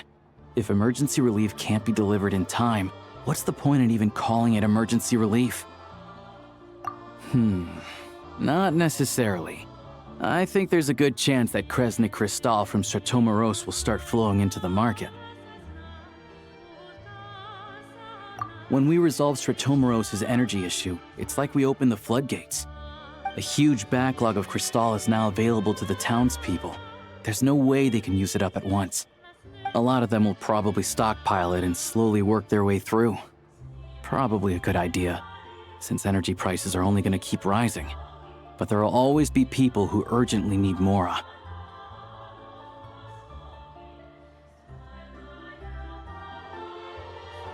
Exactly.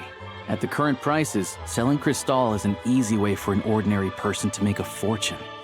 Hey boss, how much do I have left in my account? 1 second, let me check. So, you're planning on buying the Cristal out of your own pocket? Yeah. I don't know if I have enough, so I'll chip in a little extra and buy as much as I can afford. No, it's fine. You're new to Snezhnaya, and you have your own living expenses to worry about. Besides, you're already providing the train. Here's your Mora. See what you can find at the market, but I doubt there'll be much Cristal left. Yeah, well, can't hurt to take a look. Let's see. Huh?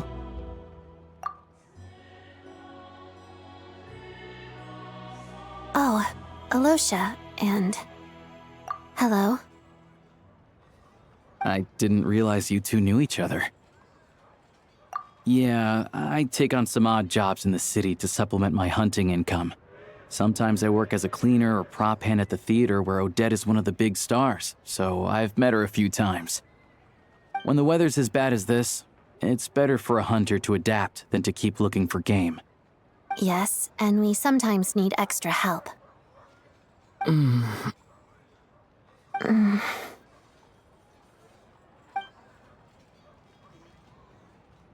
Wait, why is the atmosphere so awkward? I thought things went pretty smoothly in Sviatlo-Lidovka. So, what brings you here, Miss Odette? Looking for some new props? No.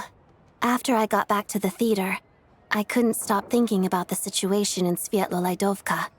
It bothered me so much I couldn't focus on my dancing. So I decided I'd come here and see if there's anything I can do. You too, I presume. I suppose that's why you're here. I didn't feel comfortable expressing my true opinions in front of the Harbingers. Not least because ordinary Fatui like me don't even know what Project Stuja is all about. Without knowing the full picture, I can't make sense of it. And at some point, if things aren't making sense to me, I can't just keep going along with it. So many people feel the same way. They wish they could do something, but all kinds of reservations hold them back. Explains why groups like the Roadcott are springing up to fill the gap. Yes. Well, that's one option. But there are risks to consider with organizations like that. The Fatui does not encourage their activities. Right, because things can get out of hand, and it's hard to hold the right people accountable when they do. I've heard about a few cases like that. Sandrone said Odette was on track to inherit the title of the Fair Lady. If so, she'll be able to find out what Project Stuja is really about. Still, it's probably a little soon to ask her about that. There may be more to the story. What's on your mind? I think we can both agree that no matter which side you're on, it can't stop you from doing the right thing. Where there's a will, there's a way. I know what Rosaline did while she was abroad. You made the right decision, so no hard feelings. So, what's your plan? Oh, we were gonna buy some Cristal. I heard there's some on the market right now. Funny. I had the same idea. In that case, let me pay. I can claim it back as mission expenses. The real issue here is that government relief is behind schedule. Surely it makes more sense for the state to cover these costs than for us to pay out of our own pockets. True. It's a huge expense after all.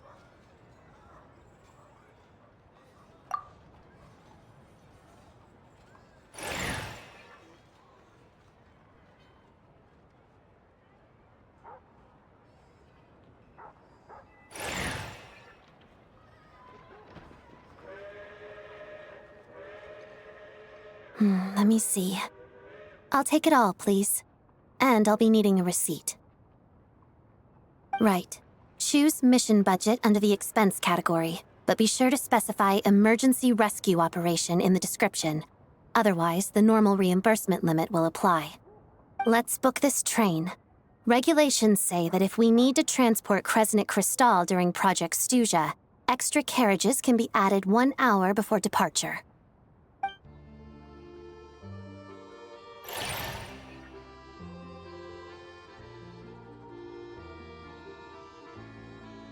That should do it. The train will be escorted to its destination by Fatui guards. This is my first time seeing you handle Fatui affairs, Miss Odette. It seems you're as skilled an officer as you are a dancer. You flatter me.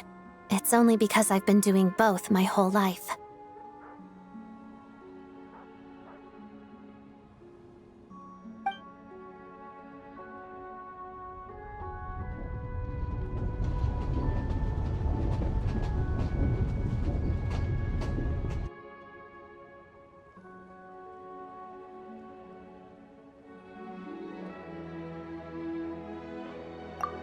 Anyway, I bet you've been non-stop today, am I right?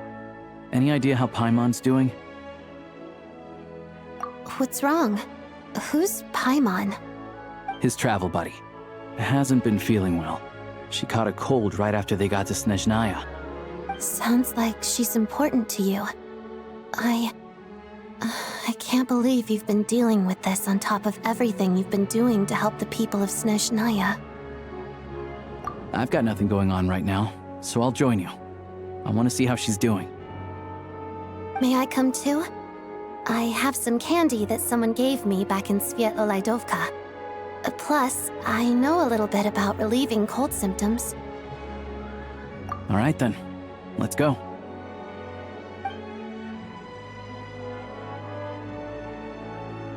I still don't know what the deal is between these two, but at least the tension seems to have vanished. A good sign, hopefully.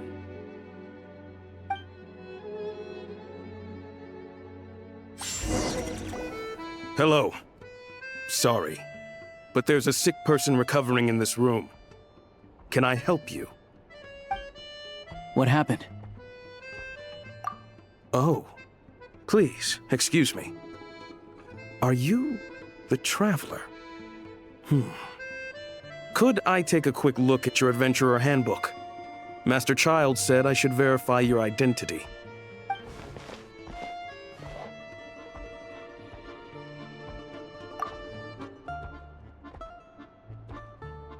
Ah, it's really you. Sorry for the inconvenience. We're under strict orders from Master Child to keep this room well guarded. At the same time, we can't interfere with Podvoye Restaurant's business. That would only seem all the more suspicious and draw unwanted attention to this room. Besides myself, a few of my colleagues are stationed in and around the restaurant, in plain clothes, of course. Rest assured, you're in safe hands. I didn't expect such a high standard of protection. Well, Master Child handpicked us for this special assignment. We're not about to let anything go wrong. Anyway, I won't keep you any longer. Please, head inside.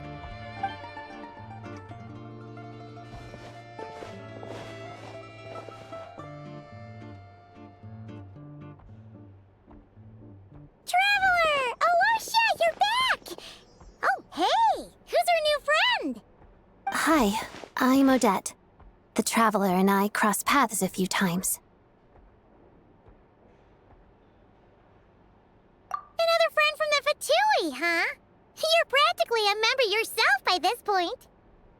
Paimon's definitely on the mend. We should be back to our usual travels in a few days' time. Seems like that doctor was right. It's just... Paimon's limbs are still feeling a little chilly. I have just the thing. Whoa! What's this? Is that a flame inside an ice cube?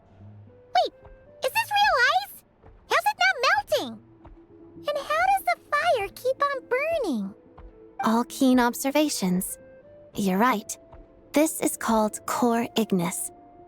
Whenever I've caught a cold in the past, I found I recover much more quickly if I place this by my bed. You're welcome to borrow it. Awesome! Wow! It's so nice and warm! Oh, it's like magic. Your name right? How did you two meet again? Looks like she's in pretty good spirits. That's a relief. Any progress with your investigation yet?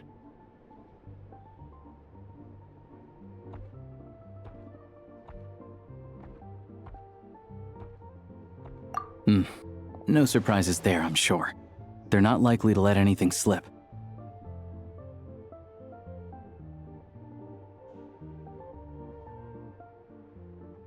The Rokot, huh?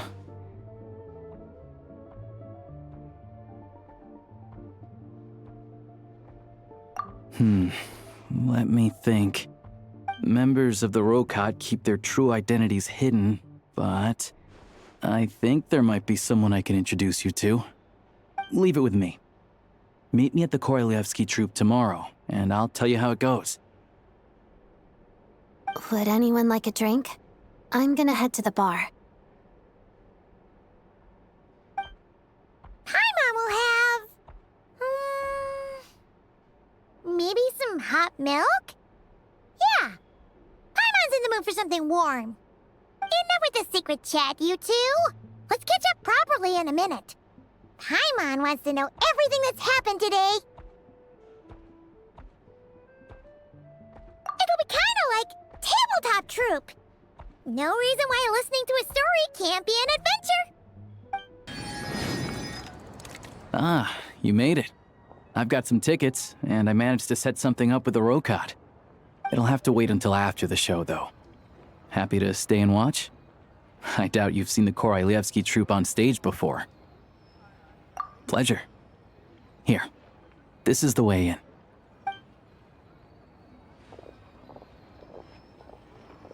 Please present yourself for a routine inspection in accordance with theater regulations. Thank you.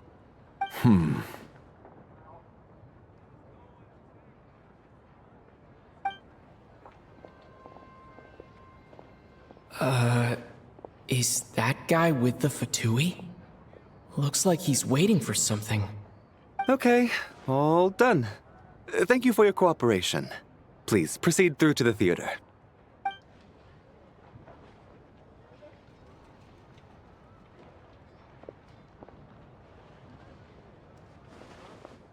What's up? Everything okay? Snezhnaya's business and political leaders are always passing through here, so it makes sense that security's tight. Still, it's a little unusual to see the Fatui's Armory Palace guard here. You saw him, right? The guy right at the back. Strong, silent type. His name's Valeri. He's part of the Special Assignments Battalion, but I only ever see him here for one thing: to look for a guy named Mitya. Supposedly a researcher, though he never seems to put much time in at the office. The theater is one of his favorite places to hang out when he's playing hooky from work.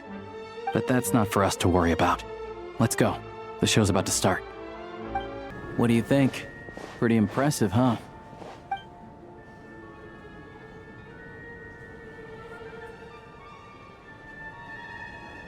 Oh, the one in Fontaine? I hear it's iconic. Never seen it for myself, though. Here we are, just in time. Sorry, coming through.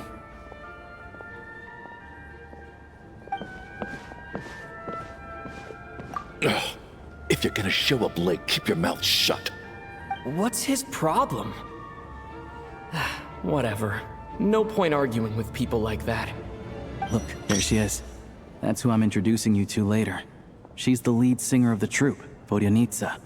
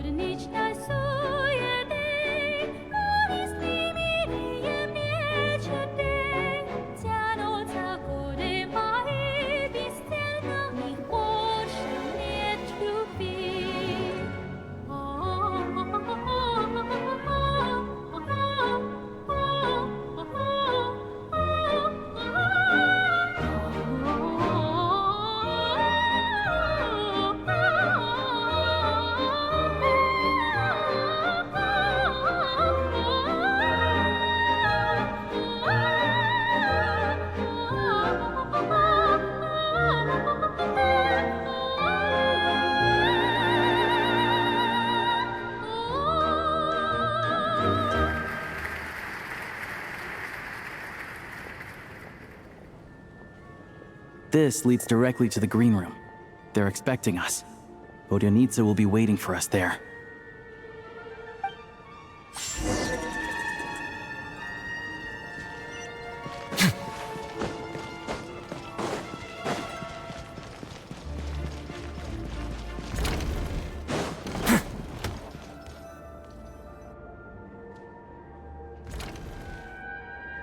Hey there. Excuse me.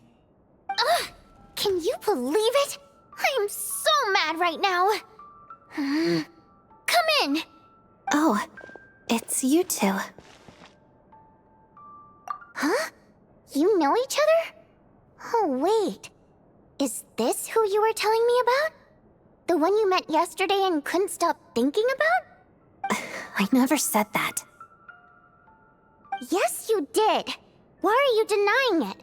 It was right before I went on that rant about the moody factory owner. Oh, I remember it so clearly. Might I ask what brings you two here? Oh, I just brought him here to see the show. And when it finished, he was full of praise for Vodyanitsa's performance. So I thought I'd try my luck, see if we could get the chance to chat for a bit. Maybe get an autograph? You work here. You of all people ought to know that's against the rules. It's not what the green room is there for. Oh, what's the big deal? Come on, don't be shy. I can give you an autograph. You can take a picture too if you want. Do as you please. I finished all my shows for the day. I'll leave you to chat.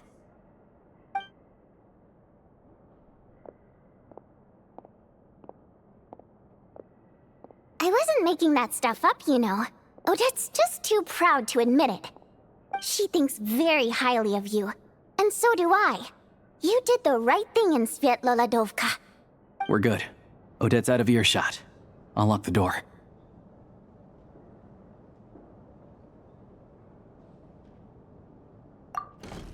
Confidentiality, of course. The Rokat is very strict on that. Whoa, Alosha! Not out loud! Not with an outsider here. Relax, I've taken care of it. Look at this. The President's reply sent this morning. Wait, so he's been approved to join?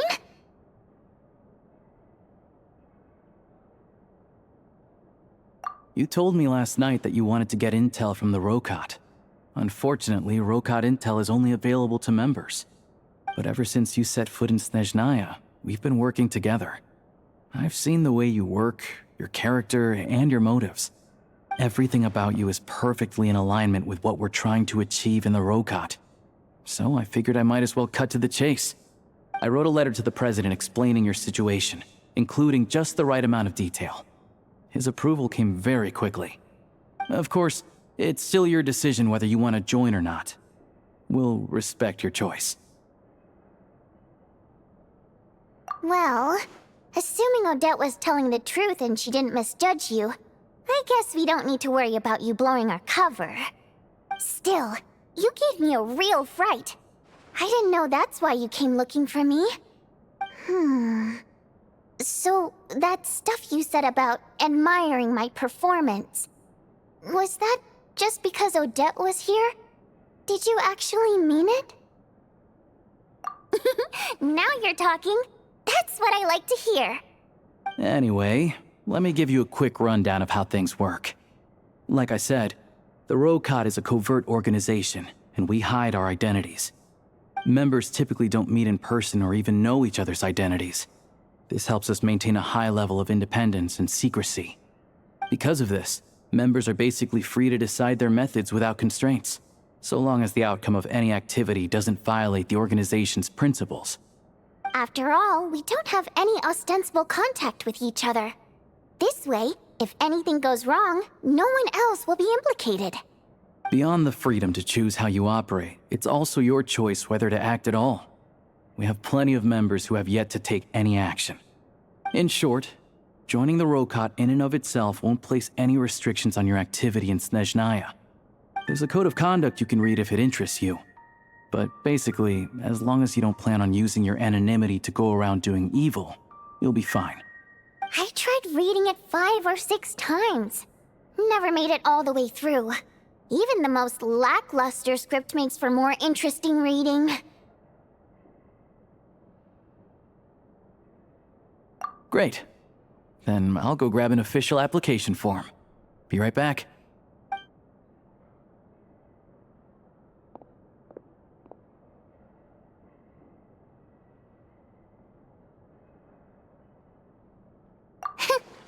Well, Alosha has this pet dog, you see. His name's Tagarin, and this one time, Alosha brought him backstage. Tagarin took quite a liking to me, so I played with him for a little bit and fed him some treats. Then, the Rokot was out on a mission one day, and even though we were all in disguise, Tagarin recognized me right away. Just a coincidence, really. We didn't report it to the higher-ups, though, to avoid dealing with the fallout. Like my job at the theater, for instance. I really needed to make ends meet. By the way, what were you complaining about just before we came in? Did everything go okay with Chuganov? Everything did not go okay. That's why I was so mad. I tried to make some small talk with him before I went on stage to fish for intel about the Iskra manufacturing plant. But he wouldn't take the bait. No matter what I said, he kept dodging the question. And then he started complaining. He said he didn't appreciate his second-rate seat in the stalls because he usually gets a private box. I mean, what did he expect? Everyone knows that if you want a box seat, you buy a ticket well in advance. But instead, he sends me a letter the day before the show when we're practically sold out. I had to juggle things around just to get him a half-decent seat, hoping he would appreciate the gesture enough to share some information.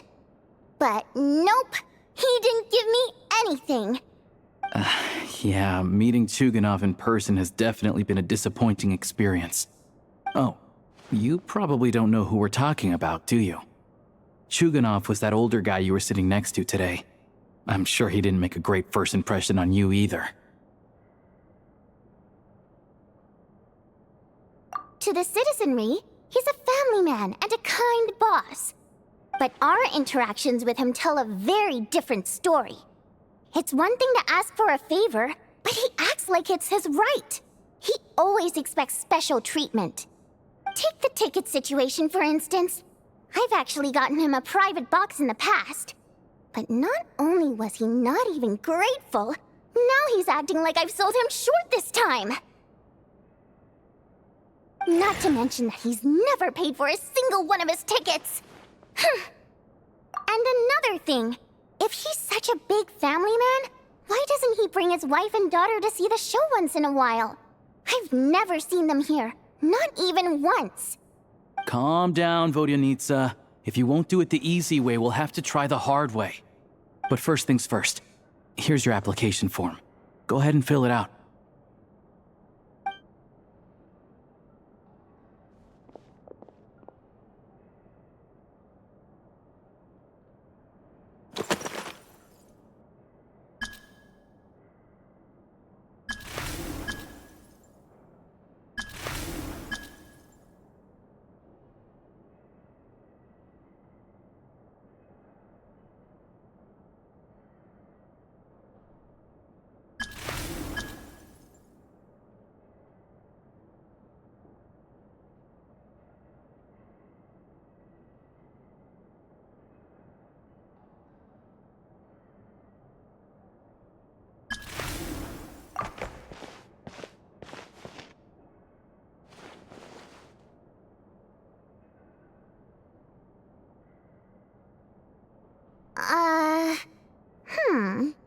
Looks like I'll need to make a few little tweaks here and there. But other than that, you're good to go. We'll hold on to this for you. All right. Now that we're officially Rokot comrades, I can tell you. Chuganov is the target of our current operation. Recently, we've done some recon work at the Iskra manufacturing plant, which pretty much confirmed that their energy consumption is way beyond the legal limit. All we need now is some direct evidence to present to the Vetcha, so we can demand that they shut the plant down. That way, the Kresny Crystal can be allocated to where it's needed most. I was hoping he might let slip during one of our chats, but he's too tight-lipped. We'll have to find another way. I'm meeting another regular theater goer tonight, Mitya. But Valeri's here too, and he's probably looking for Mitya, so he may end up being a no-show. Don't you worry. He must know how to dodge Valeri, or he wouldn't be showing up on time for every performance. Mitya is a renowned energy expert. Although we can't get any direct evidence of the excessive energy consumption at the plant, we can accidentally let the information slip to him. The authorities should take someone like him seriously. So if he starts raising questions about energy use at the Iskra manufacturing plant, there will be a proper investigation. Also, we're not allowed on site, but he has clearance. So all we need is his cooperation. Yeah, so that's the other thing we're trying to figure out. Though I think we're far less likely to make any progress on that front. Still, I hear that Mitya is a bit of a chatterbox. So, who knows? Maybe if we catch him in the right mood, he'll let something slip. What do you think? Sound like something worth your time?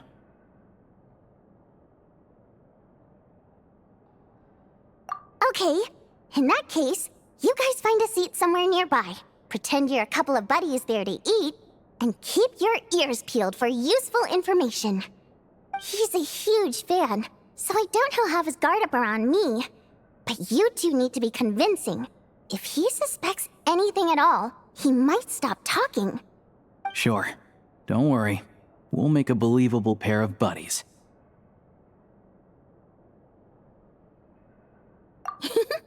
Perfect! You've sold me already. Now, help me tidy this room up a bit before we head out. Okay. What needs tidying? Everything!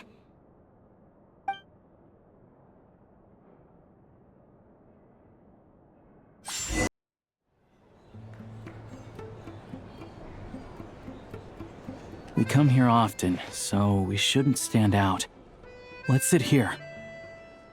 Now, it's up to Vodyanitsa. Let's see how the conversation goes.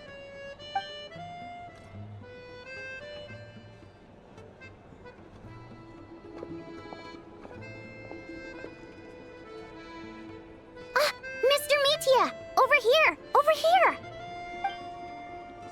Oh, sorry. I got a little held up on my way here. Now we have even less time than we planned.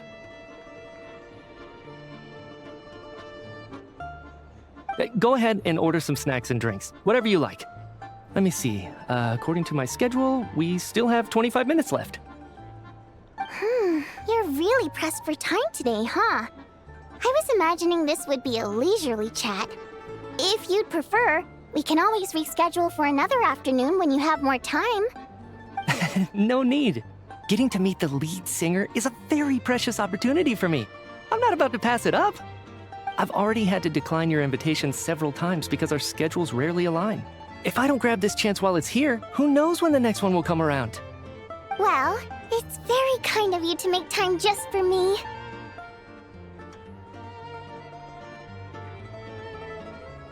I'm not too sure, to be honest. But Snezhnaya's full of weird and wonderful things like that, so people tend not to bat an eye. I'm sure the same will go for the Eye of Grey and Paimon. The reason I invited you out for tea and a chat today was to get some feedback from a true fan of the theater. Well, I genuinely have nothing bad to say. No matter how many times I hear you sing, it never gets old. It always seems fresh and new somehow. Maybe it's because the more times I listen, the more details I notice. Or maybe you simply improve with every performance, delivering it better each time. Thank you! I'm delighted to hear that! Could you give me any specific examples? Oh, yeah. The piece you sang today, for example. Beneath the Frozen River? Hey, what's with you? I'm just praising a good performance. I always used to find that such a bleak and lonely song. But the more you listen, the more you realize that it's not as cold and nihilistic as it appears. When you really dig down into it, there's a certain level where you're surprised by the emergence of hope. Wow, I'm impressed. I didn't expect you to pick up on that. Actually, I only tried out that angle after talking with the composer. Still, Beneath the Frozen River wasn't on today's program. Oh, really? But it's a classic. You sing it every time. Almost every time. Oh, well then, let me say a few words about that other all-time classic, Flying in the Wind from the Mountain Sparrow. I didn't sing that one today either. My voice wasn't quite up to it, so I switched it out at the last minute. Oh, but, Sorry, Mr. Mitya, but you were at the theater today, yes? Of course I was. Remember? I said hello to all the troupe members before the show started. You, Odette, and the others. So what did Odette sing today? Elegy of the Snow-Winged Goose, of course. Correct. I see. I see. You find my singing boring, don't you? That's why you don't remember a single song. Looks like I'll need to cut a few from the program next time. No, that's not it. I swear. All right. I'll be straight with you. I'm sorry. My mind was wandering as you took the stage today. I enjoy watching your shows because the exquisite performances stimulate the mind. It always sparks some inspiration for my research. So, whenever I get stuck at work, I come to the theater for a change of pace. Odette's dance during the Elegy of the Snow-Winged Goose today was simply incredible. It got me wondering what she's been going through recently. That look of sheer defiance in the face of utter tragedy? It was so inspiring. I started scribbling in my notebook right away. Not that I made a ton of progress in the grand scheme of things, but I still think it was productive. By the time I snapped out of it, the entire show had finished. So what you're saying is, you didn't listen to my singing at all? Unfortunately not. I'm sorry, I don't know which is more disrespectful. The fact that I don't always come for the show itself, or the fact that I missed your performance. Seems like things are getting a little awkward. Mitya just stepped into a conversational minefield. If there's one thing Vodyanitsa doesn't like, it's people who show disrespect for her performance. This meeting was so hard to set up. Don't tell me it's already falling apart. It's fine. I suppose this is affirming in its own way. At least, it shows that our performance really touches people's hearts, right? Don't let it bother you. It certainly doesn't bother me. She's showing a lot of restraint.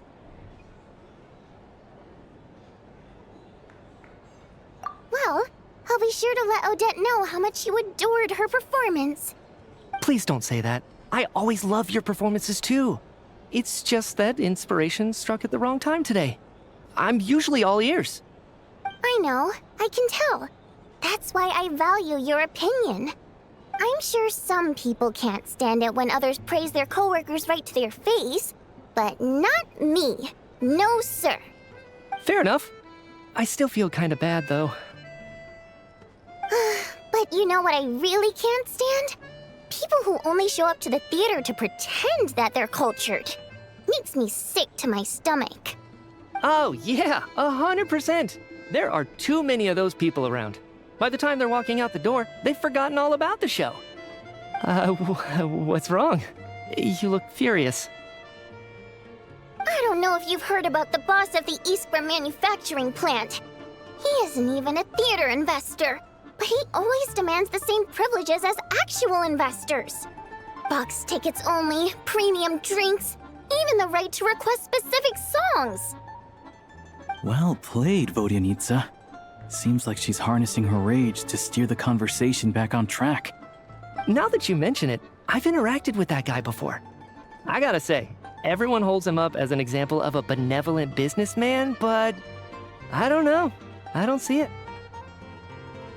Yeah, He couldn't care less about what's happening on stage. He's just there to flaunt his social status. I hate that I have to prepare programs for guys like that. What's the big deal with that factory he runs anyway? I asked around a bit and heard some pretty shocking stories. Sounds like he's just another greedy capitalist. Oh, really? Yep, the things people are saying are pretty damning. Low wages, insanely long working hours, equipment running around the clock. And as if that's not bad enough, he also strictly forbids his employees from giving any kind of interview. Project Stuja has now been extended so many times, we're at the point where crystal rations for the common folk are barely enough to survive on. Yet he even wants to get his greedy hands on them just to boost his own profits. If the rumors are true, he's in serious violation of the law. Interesting. So you've heard about it too? What? So it's really true? Who knows? I've only heard the same rumors you have. But there's no smoke without fire. The Rooster's been coming down on us hard lately, demanding that we track and trace every single batch of Crystal. My coworkers in the Department of Energy have been tearing their hair out over it. The Rooster? I didn't realize he cared that much. Yeah. Even though there are no restrictions on Crystal trading, the poor will wind up freezing to death if we let the rich buy as much as they want. That's clearly unfair. Looks like we'll need to arrange an investigation into the Iskra manufacturing plant as soon as possible. I never knew you kept up with current affairs beyond the theater, Miss Vodyanica. You really have a heart for the common person. Most Fae in your position have long been indifferent to the plight of humans. Well, those of us who choose to live in human cities are naturally going to pay attention to any significant upheaval. Isn't the Rooster a Fae himself? I'm just surprised to learn that even someone with as much experience as him is getting so stressed out over Project Stuja. What is the end goal of this project anyway? This is it. We're finally going there. I'm sure Mitya can sense on some level that she's fishing for information. But since their conversation is so relaxed, he might just let something slip. It's stressing me out too. If I'd only made better progress with my research, things wouldn't have dragged on this long. Oh, so your work is related to Project Stuja? That's right. The Armory Palace needs a brand new energy source. Not the power of the Light Realm and not elemental energy. Right now, the only thing that meets the requirements is the power contained within stellar linchpins. But harnessing that power is costly. Each step of the process requires enormous amounts of Kresnik crystal, from extraction to quantification to attempts at conversion. Progress has been painfully slow, and the team is getting burned out as time goes by. Sometimes, I see people staring into space as if in a trance. Could it be that this new energy source has side effects? No, it doesn't affect us, because the energy is used for... Okay, I got it. Stop choking me. Sorry, I can't talk about that. I think we're all just exhausted. We've been working ourselves to the bone for so long with so little progress to show for it. It's no wonder people are struggling to stay motivated. Seems like I owe you an apology. I shouldn't have gotten so mad at you for not paying attention during the show. Don't worry about it. I count myself lucky, to be honest. I don't envy the people who work closely with the Tsaritsa herself. I'd much rather be in my current position. At least I don't have to shoulder any major responsibilities. So they're trying to develop a completely new kind of energy.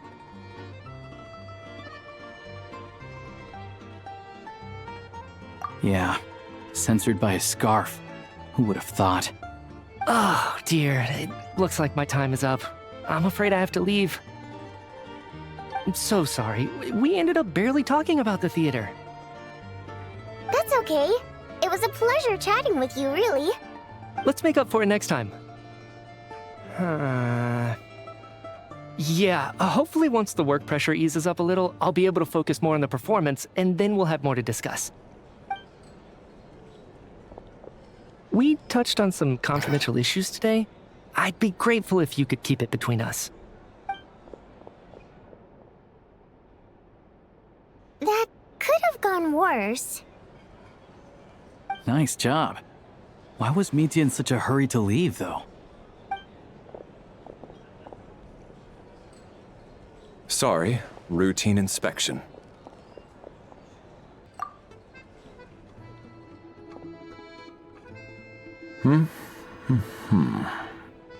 Okay, let's go. So he wasn't rushing to get back to work. He must have calculated that Valeri would find him here in exactly 25 minutes. That's frighteningly accurate. One of the main duties of the Special Assignments Battalion is to ensure that important figures stick to their schedules. All right, time for us to get going too. Excuse me, check please. We'll settle our check too, then. Oh, hello there. Mr. Mitya paid the check before leaving. He also asked me to pass on a message. He said it was an honor to share his tea break with Miss Vodyanitsa and her 2 friends. Wait. So he knew we were here all along? This raises a lot of questions. Did he deliberately mention the new energy source so that we'd overhear it? Maybe his work isn't confidential after all. Maybe the key here is the purpose of this new energy. I guess that's the next thing to look into.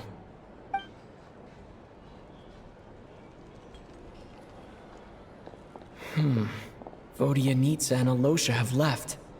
Time to head back and call it a day. You're back! Here pretty early today. Paimon was just gonna mention that. After she woke up today, Paimon felt like her temperature was completely back to normal. But her strength still hasn't returned. Still, there's some good news. Paimon thinks she might have figured out the source of the problem. It's like there's some kind of mysterious power affecting Paimon. Paimon's never felt this way before during any of her travels. She only started feeling this way since we arrived in Snezhnaya.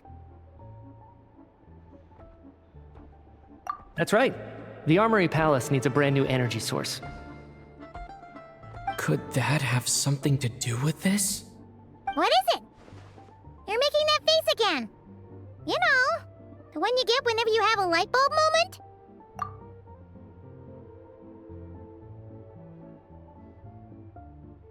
So, they're trying to develop a new energy source here?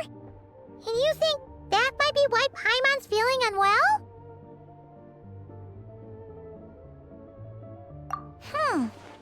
Well, Mitya denied that the energy they're researching has any side effects. Although, he did say that people working on the project have been having issues with their concentration and short-term memory. And even so, those are completely different symptoms from Paimon's.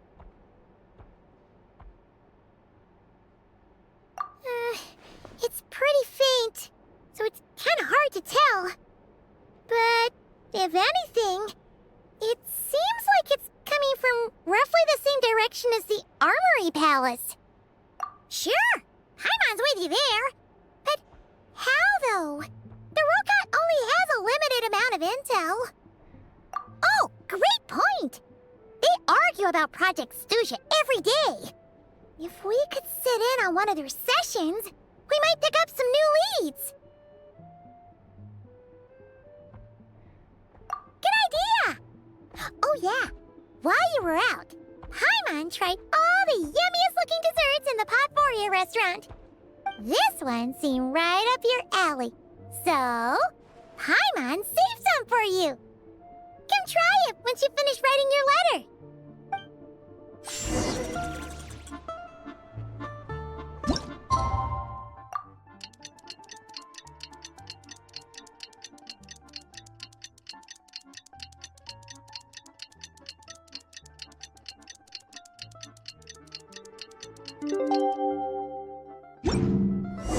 Alosha replied. He says that we won't be able to speak at the Vetcha, but he can arrange for us to attend as visitors.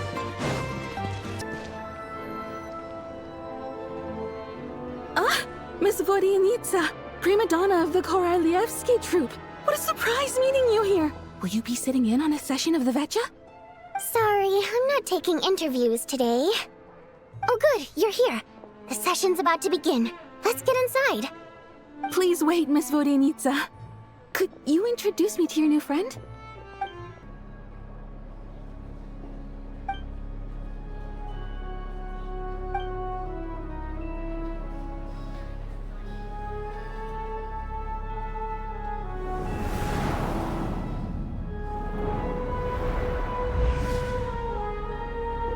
In summary, the energy management commitments made for the outgoing period have been delivered upon. Furthermore, both the production and consumption of Kresnik Crystal show clear signs of stabilizing. The relevant agencies have assessed the present circumstances and determined that the status quo can be sustained until the next period. For detailed statistics, I would refer you to the industry reports that have been distributed to all persons present. It should also be noted that while the recent blizzards have led to a significant increase in people's energy expenses, this is strictly a short-term phenomenon associated with a remotely located monster. Her Majesty the Tsaritsa is giving her full attention to this matter. We should have every confidence that it will be dealt with swiftly and conclusively. A financial report on disaster relief is also present in this report, courtesy of Pantalone. They cover the same old ground every single time. The rooster never seems to mind, but everyone else is getting tired of it. There's a general lack of trust. People aren't seeing any tangible benefits that affect them directly. Of course, none of that will be reflected in any of the reports on the table. Yeah, if it weren't for these hard copy documents, I could have at least made something up. Oh, don't mind me. I'm just out here trying to hit my interview quotas. Bring out the kvass. Ever read it? Best-selling newspaper in town. If I remember correctly, you guys don't even have a sales permit. You have to sell from stalls on the street. Okay then, best-selling street stall newspaper in town. Still counts.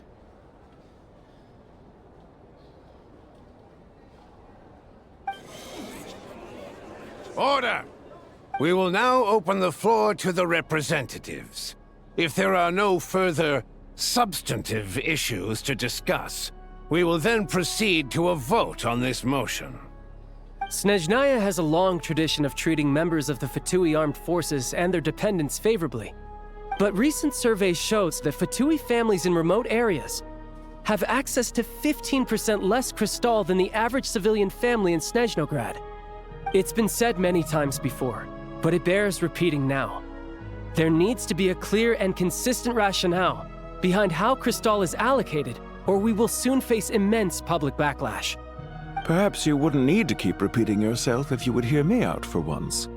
I say again, true consistency exists only in principle. In the real world, fairness is relative.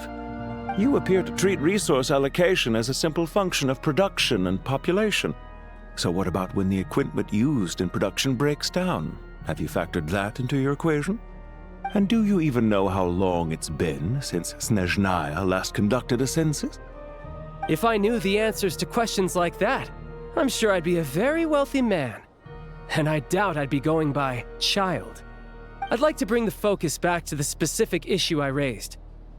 Or do you wish to deny that favorable treatment for Fatui dependents is our long-standing policy? It's easy to be a critic when there's no accountability. That seems to be a running theme in the anti-Project Stuja cohort. Defeat the ringleader and all other problems will magically resolve themselves. That's what they seem to think. But in case you aren't aware, not one jot in my report would change whether Project Stuja continues or not. So you have no intention whatsoever of finding a solution to this problem? On the contrary, I'm the only one here who ever brings solutions. Child opened by speaking up for the armed forces. Regrator struck back with style and a war of words ensued.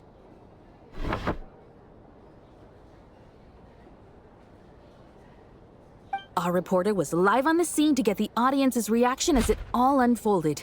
Who do you support?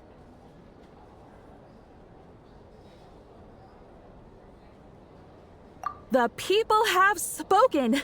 Child received raucous applause from the crowd as he pushed Regrator onto his back foot with a relentless barrage of questions. It had to be seen to be believed. Now you see why they don't have a sales permit. However this reporter wants to spin things, I haven't forgotten that Tartaglia was representing the Northland Bank when we first met in Liyue. So surely, their relationship can't always have been this strained. You two are getting off topic. Let's focus on what the data is saying. Mr. Pantalone, may I speak on your behalf? Oh, please do. I'm more than happy to save my breath. Crystal distribution policy undergoes modifications with each new period. The ultimate goal being to find the most reasonable method of allocation, which I believe is what Mr. Tartaglia also seeks. But I fear many may have been misled on this topic by extremist activists.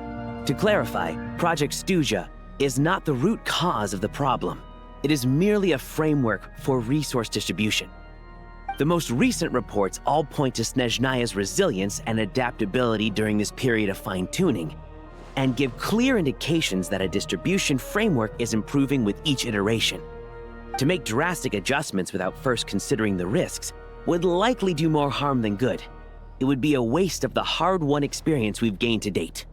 Renowned scholar of finance, Arapov spoke up to clarify the fiscal logic, clearly alluding to social organizations like the Rokot in his words. With the notorious Lelex still active to this day, should the Rokot be held responsible? No, there is someone else to blame.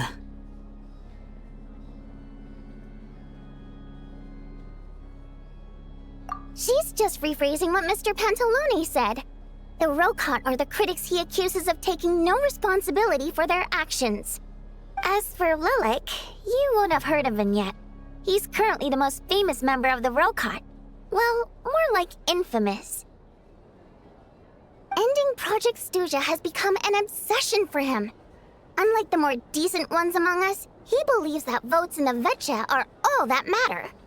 So whether it's threats, coercion, or bribery, he'll use whatever means necessary to get people to change their vote.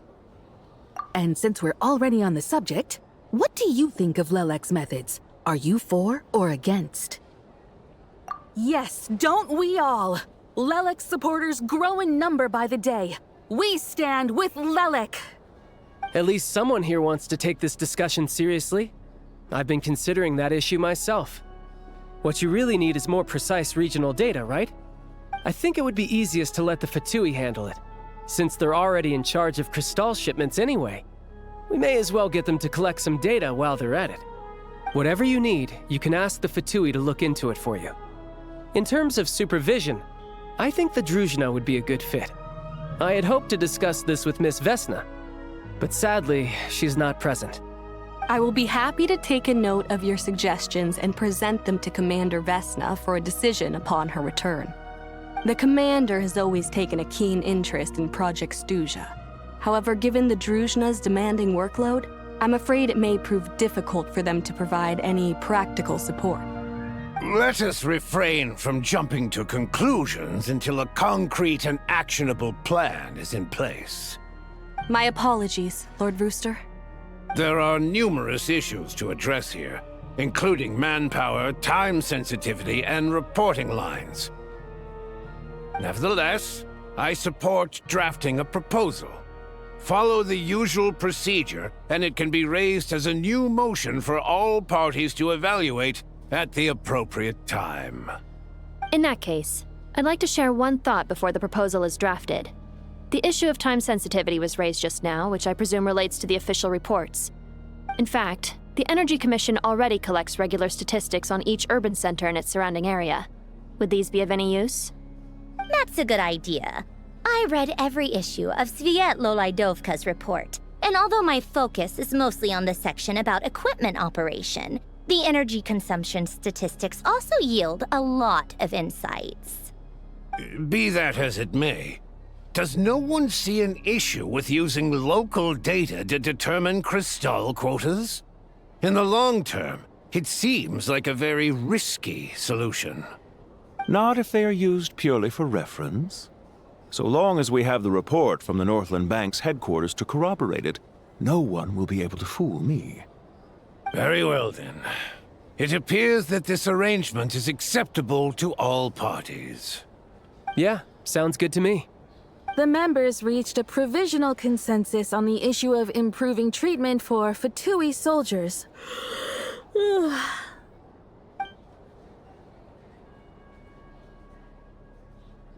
Today, the prima donna of the Korailievsky troupe attended a session of the Snezhnograd Vecha in the company of a dashing young man. The question on all our minds is, what is the true nature of their relationship? Write anything like that again, and I'm revoking your permission to interview the troupe. Got it?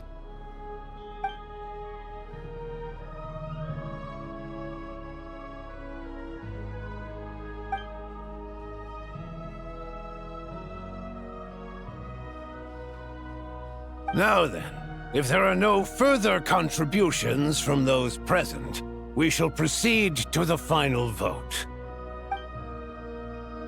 Hey, check it out! What made him vote against? Why now?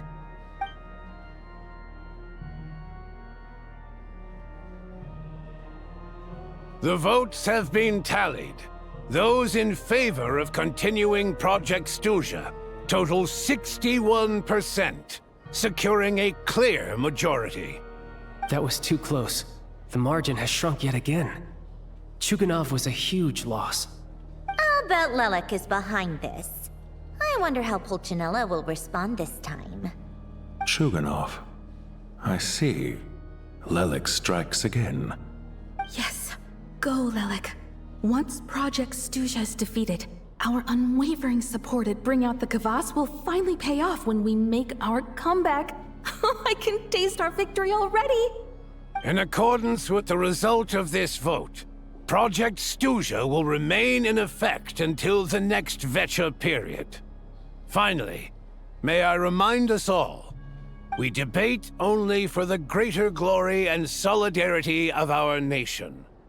May the aurora shine ever on, and the tundra always stand firm. The session is concluded.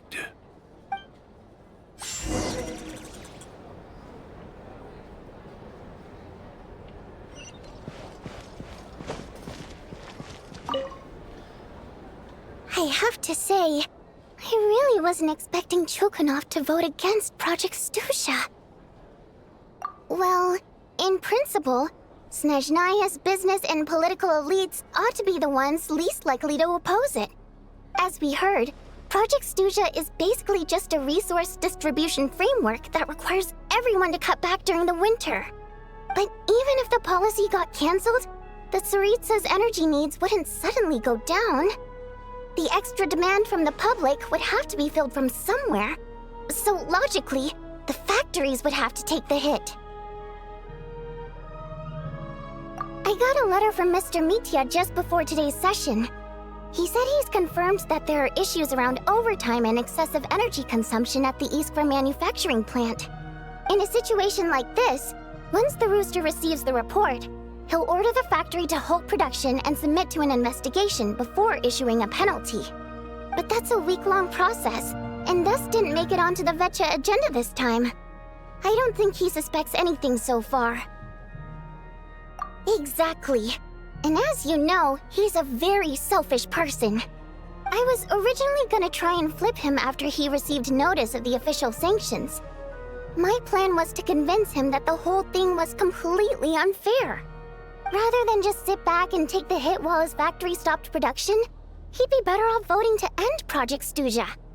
At least that way, no one else would be able to make any money either, because all the factories would suddenly have more limited energy to work with.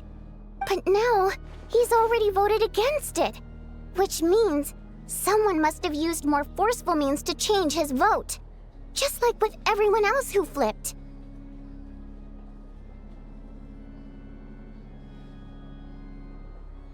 Yeah, no one knows why Lilac is so obsessed with ending Project Stuja. But by the looks of it, he's inching closer and closer to success. Lilac must have strong motivations, given how he'll stop at nothing to achieve his goal. Maybe he knows the full truth of Project Stuja. Maybe my next step should be to focus on him. Oh, right. What are your plans for the rest of the day? Shall we head out? Hey, comrade. I noticed you were here during the debate. I didn't take you for a political enthusiast. Greetings, Harbingers. I just happened to have some free time today, and my new friend here thought it might be fun to check out the Vetcha. Ah, Odette must have introduced you. Looks like you two are getting along pretty well. I'll leave you to catch up. I should head back to the troop. Sure. Break a leg and all that.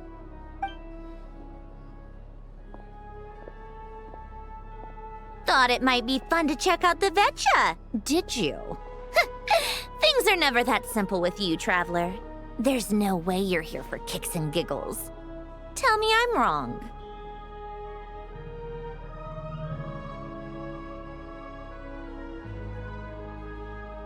Oh, yeah. To some, he's a captivating enigma. To others, he's the bane of their existence. No one ever thought that some anonymous nobody from the Rokot could cause such a stir. Huh? You want to look into Lelik? Then I'm sure his days of anonymity are numbered. What do you think, Sandrone? Fine by me, I guess. If the Traveler actually manages to expose Lelik, it'll be doing Pulcinella a favor. In return, it seems fair to let him in on what we've learned so far. My thoughts exactly. Sharing is caring, after all. Head back to Glupov and grab the files on Lelik. It's easier to just pull the records than go through the rigmarole of getting the Traveler a visitor's permit. As you command, child, sir. In that case, since we're going to be waiting anyway, I'll have someone brew a pot of black tea.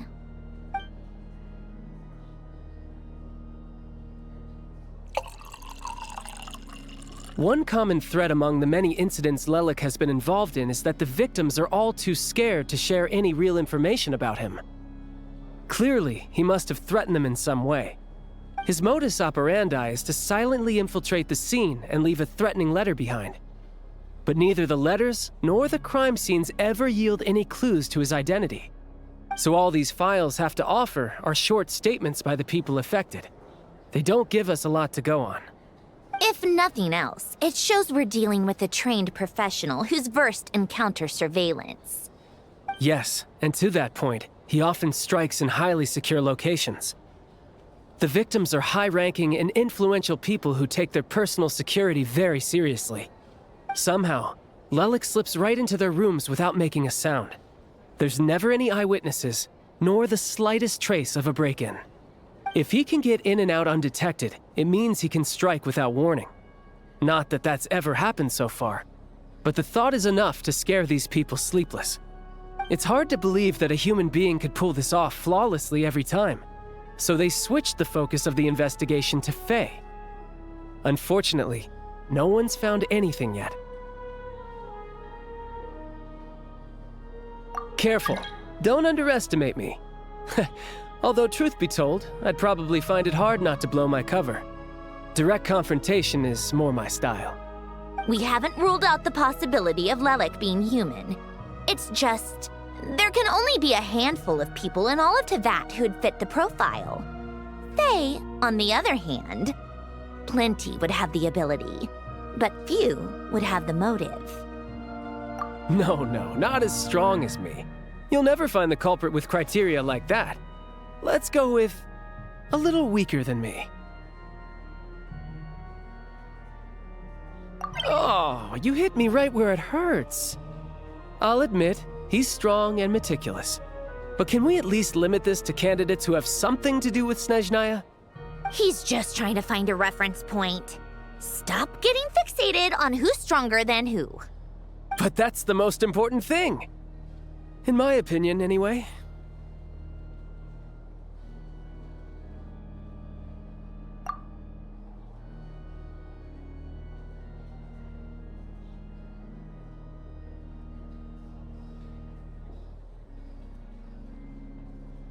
Odette. Yeah, that seems about right. Her skills are solid, and she's always calm under pressure. Except she's Fatui, so the likelihood of her working against us is pretty low. But yeah, much more accurate than your previous example, at least. No, wait a moment. Maybe we should interrogate that assumption. What do you mean? Which assumption? Her Fatui identity doesn't necessarily exonerate her. And when you think about it, the Rokot would be precisely what she needs to conceal her identity. Plus, she wouldn't need to be such a pro at covering her tracks. She'd already know where the Fatui will be and when, so she could choose the perfect time to act. Oh, yikes. I was just thinking out loud. Why is this starting to sound like such a convincing theory? Still, what reason could Odette possibly have for trying to call off Project Stuja? Arlecchino would be the best person to ask. She knows Odette best. Unfortunately, she isn't back yet. Rosaline used to open up to her in private about her struggles with Odette. As I'm sure you can imagine, Arlecchino is quite a lot better with children than Rosaline was. She gave her some tips on how to handle the situation, and Rosaline managed to reach a settlement with Odette before leaving. So I suppose there were at least no lifelong regrets left behind. Beyond that, I don't know the details about that side of things. But I do know that Odette definitely has a motive to hold a grudge against Project Stuja. The reason being, her father passed away during the early stages of the project. That was back before it had been named Project Stuja, when things were still being worked out. But in essence, it's remained the same ever since. Huh. The more you know. Rosaline was always so self-centered. I never understood why she started paying so much attention to Odette. Is that such a surprise? If you cast your mind back, you may remember that Rosaline and I weren't exactly close. We had tea together a few times, but that was about it. Odette's past is no secret. Her father was a Fatus and her mother was a very famous ballerina. On the surface, it looks like she followed right in her parents' footsteps. But the truth is quite a different story. After her father passed away on a mission, her mother was overcome with grief. She broke her leg during a performance and could never dance again. Odette was only interested in ballet at the time, but this tragedy left the family with both breadwinners gone. They could barely make ends meet. Per Capitano's policy, family members of Fatui who died in the line of duty had to be appropriately accommodated and provided with adequate assistance. So, regardless of how Rosaline may have felt about it, it fell to her to resolve the issue of Odette's family's livelihood. In the end, the solution they agreed upon was to have Odette join the Fatui.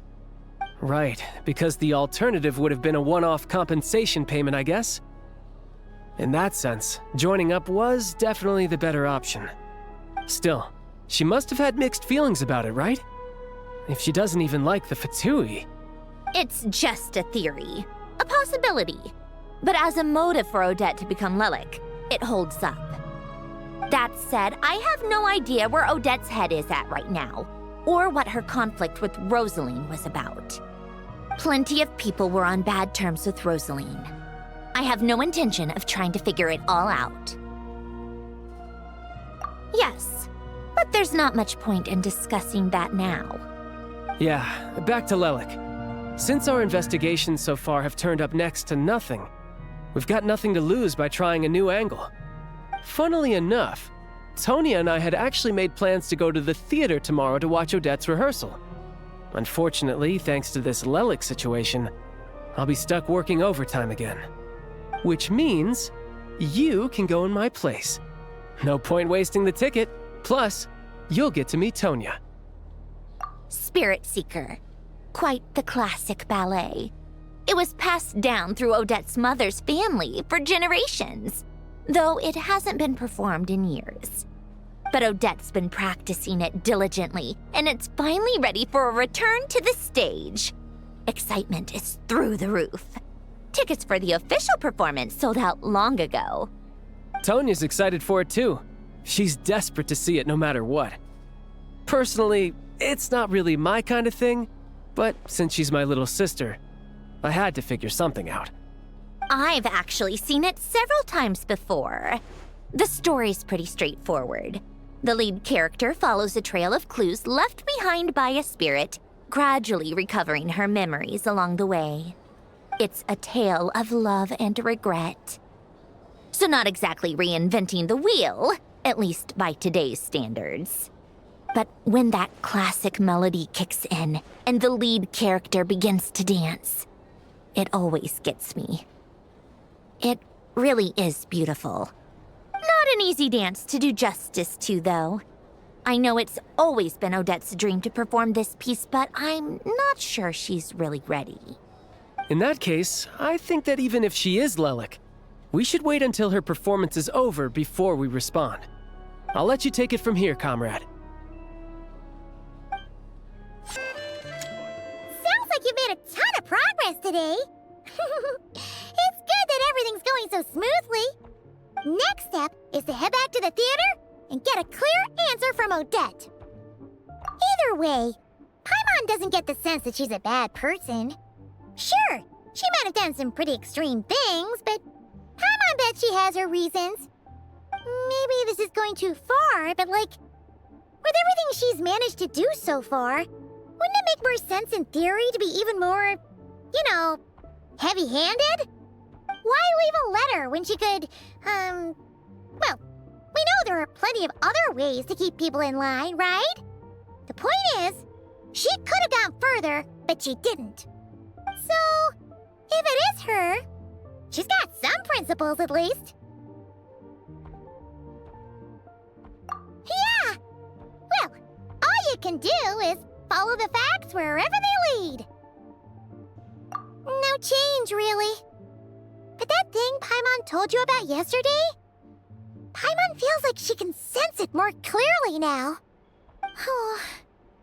Hearing you talk about your day makes Paimon itch for an adventure. If only she could be there with you so we could experience it all together. Yeah, I wish you could be there too. I'm not used to adventuring alone. But don't worry, we'll get to the bottom of this. Guess it's just one of those things. Never mind. Paimon will behave herself and keep resting.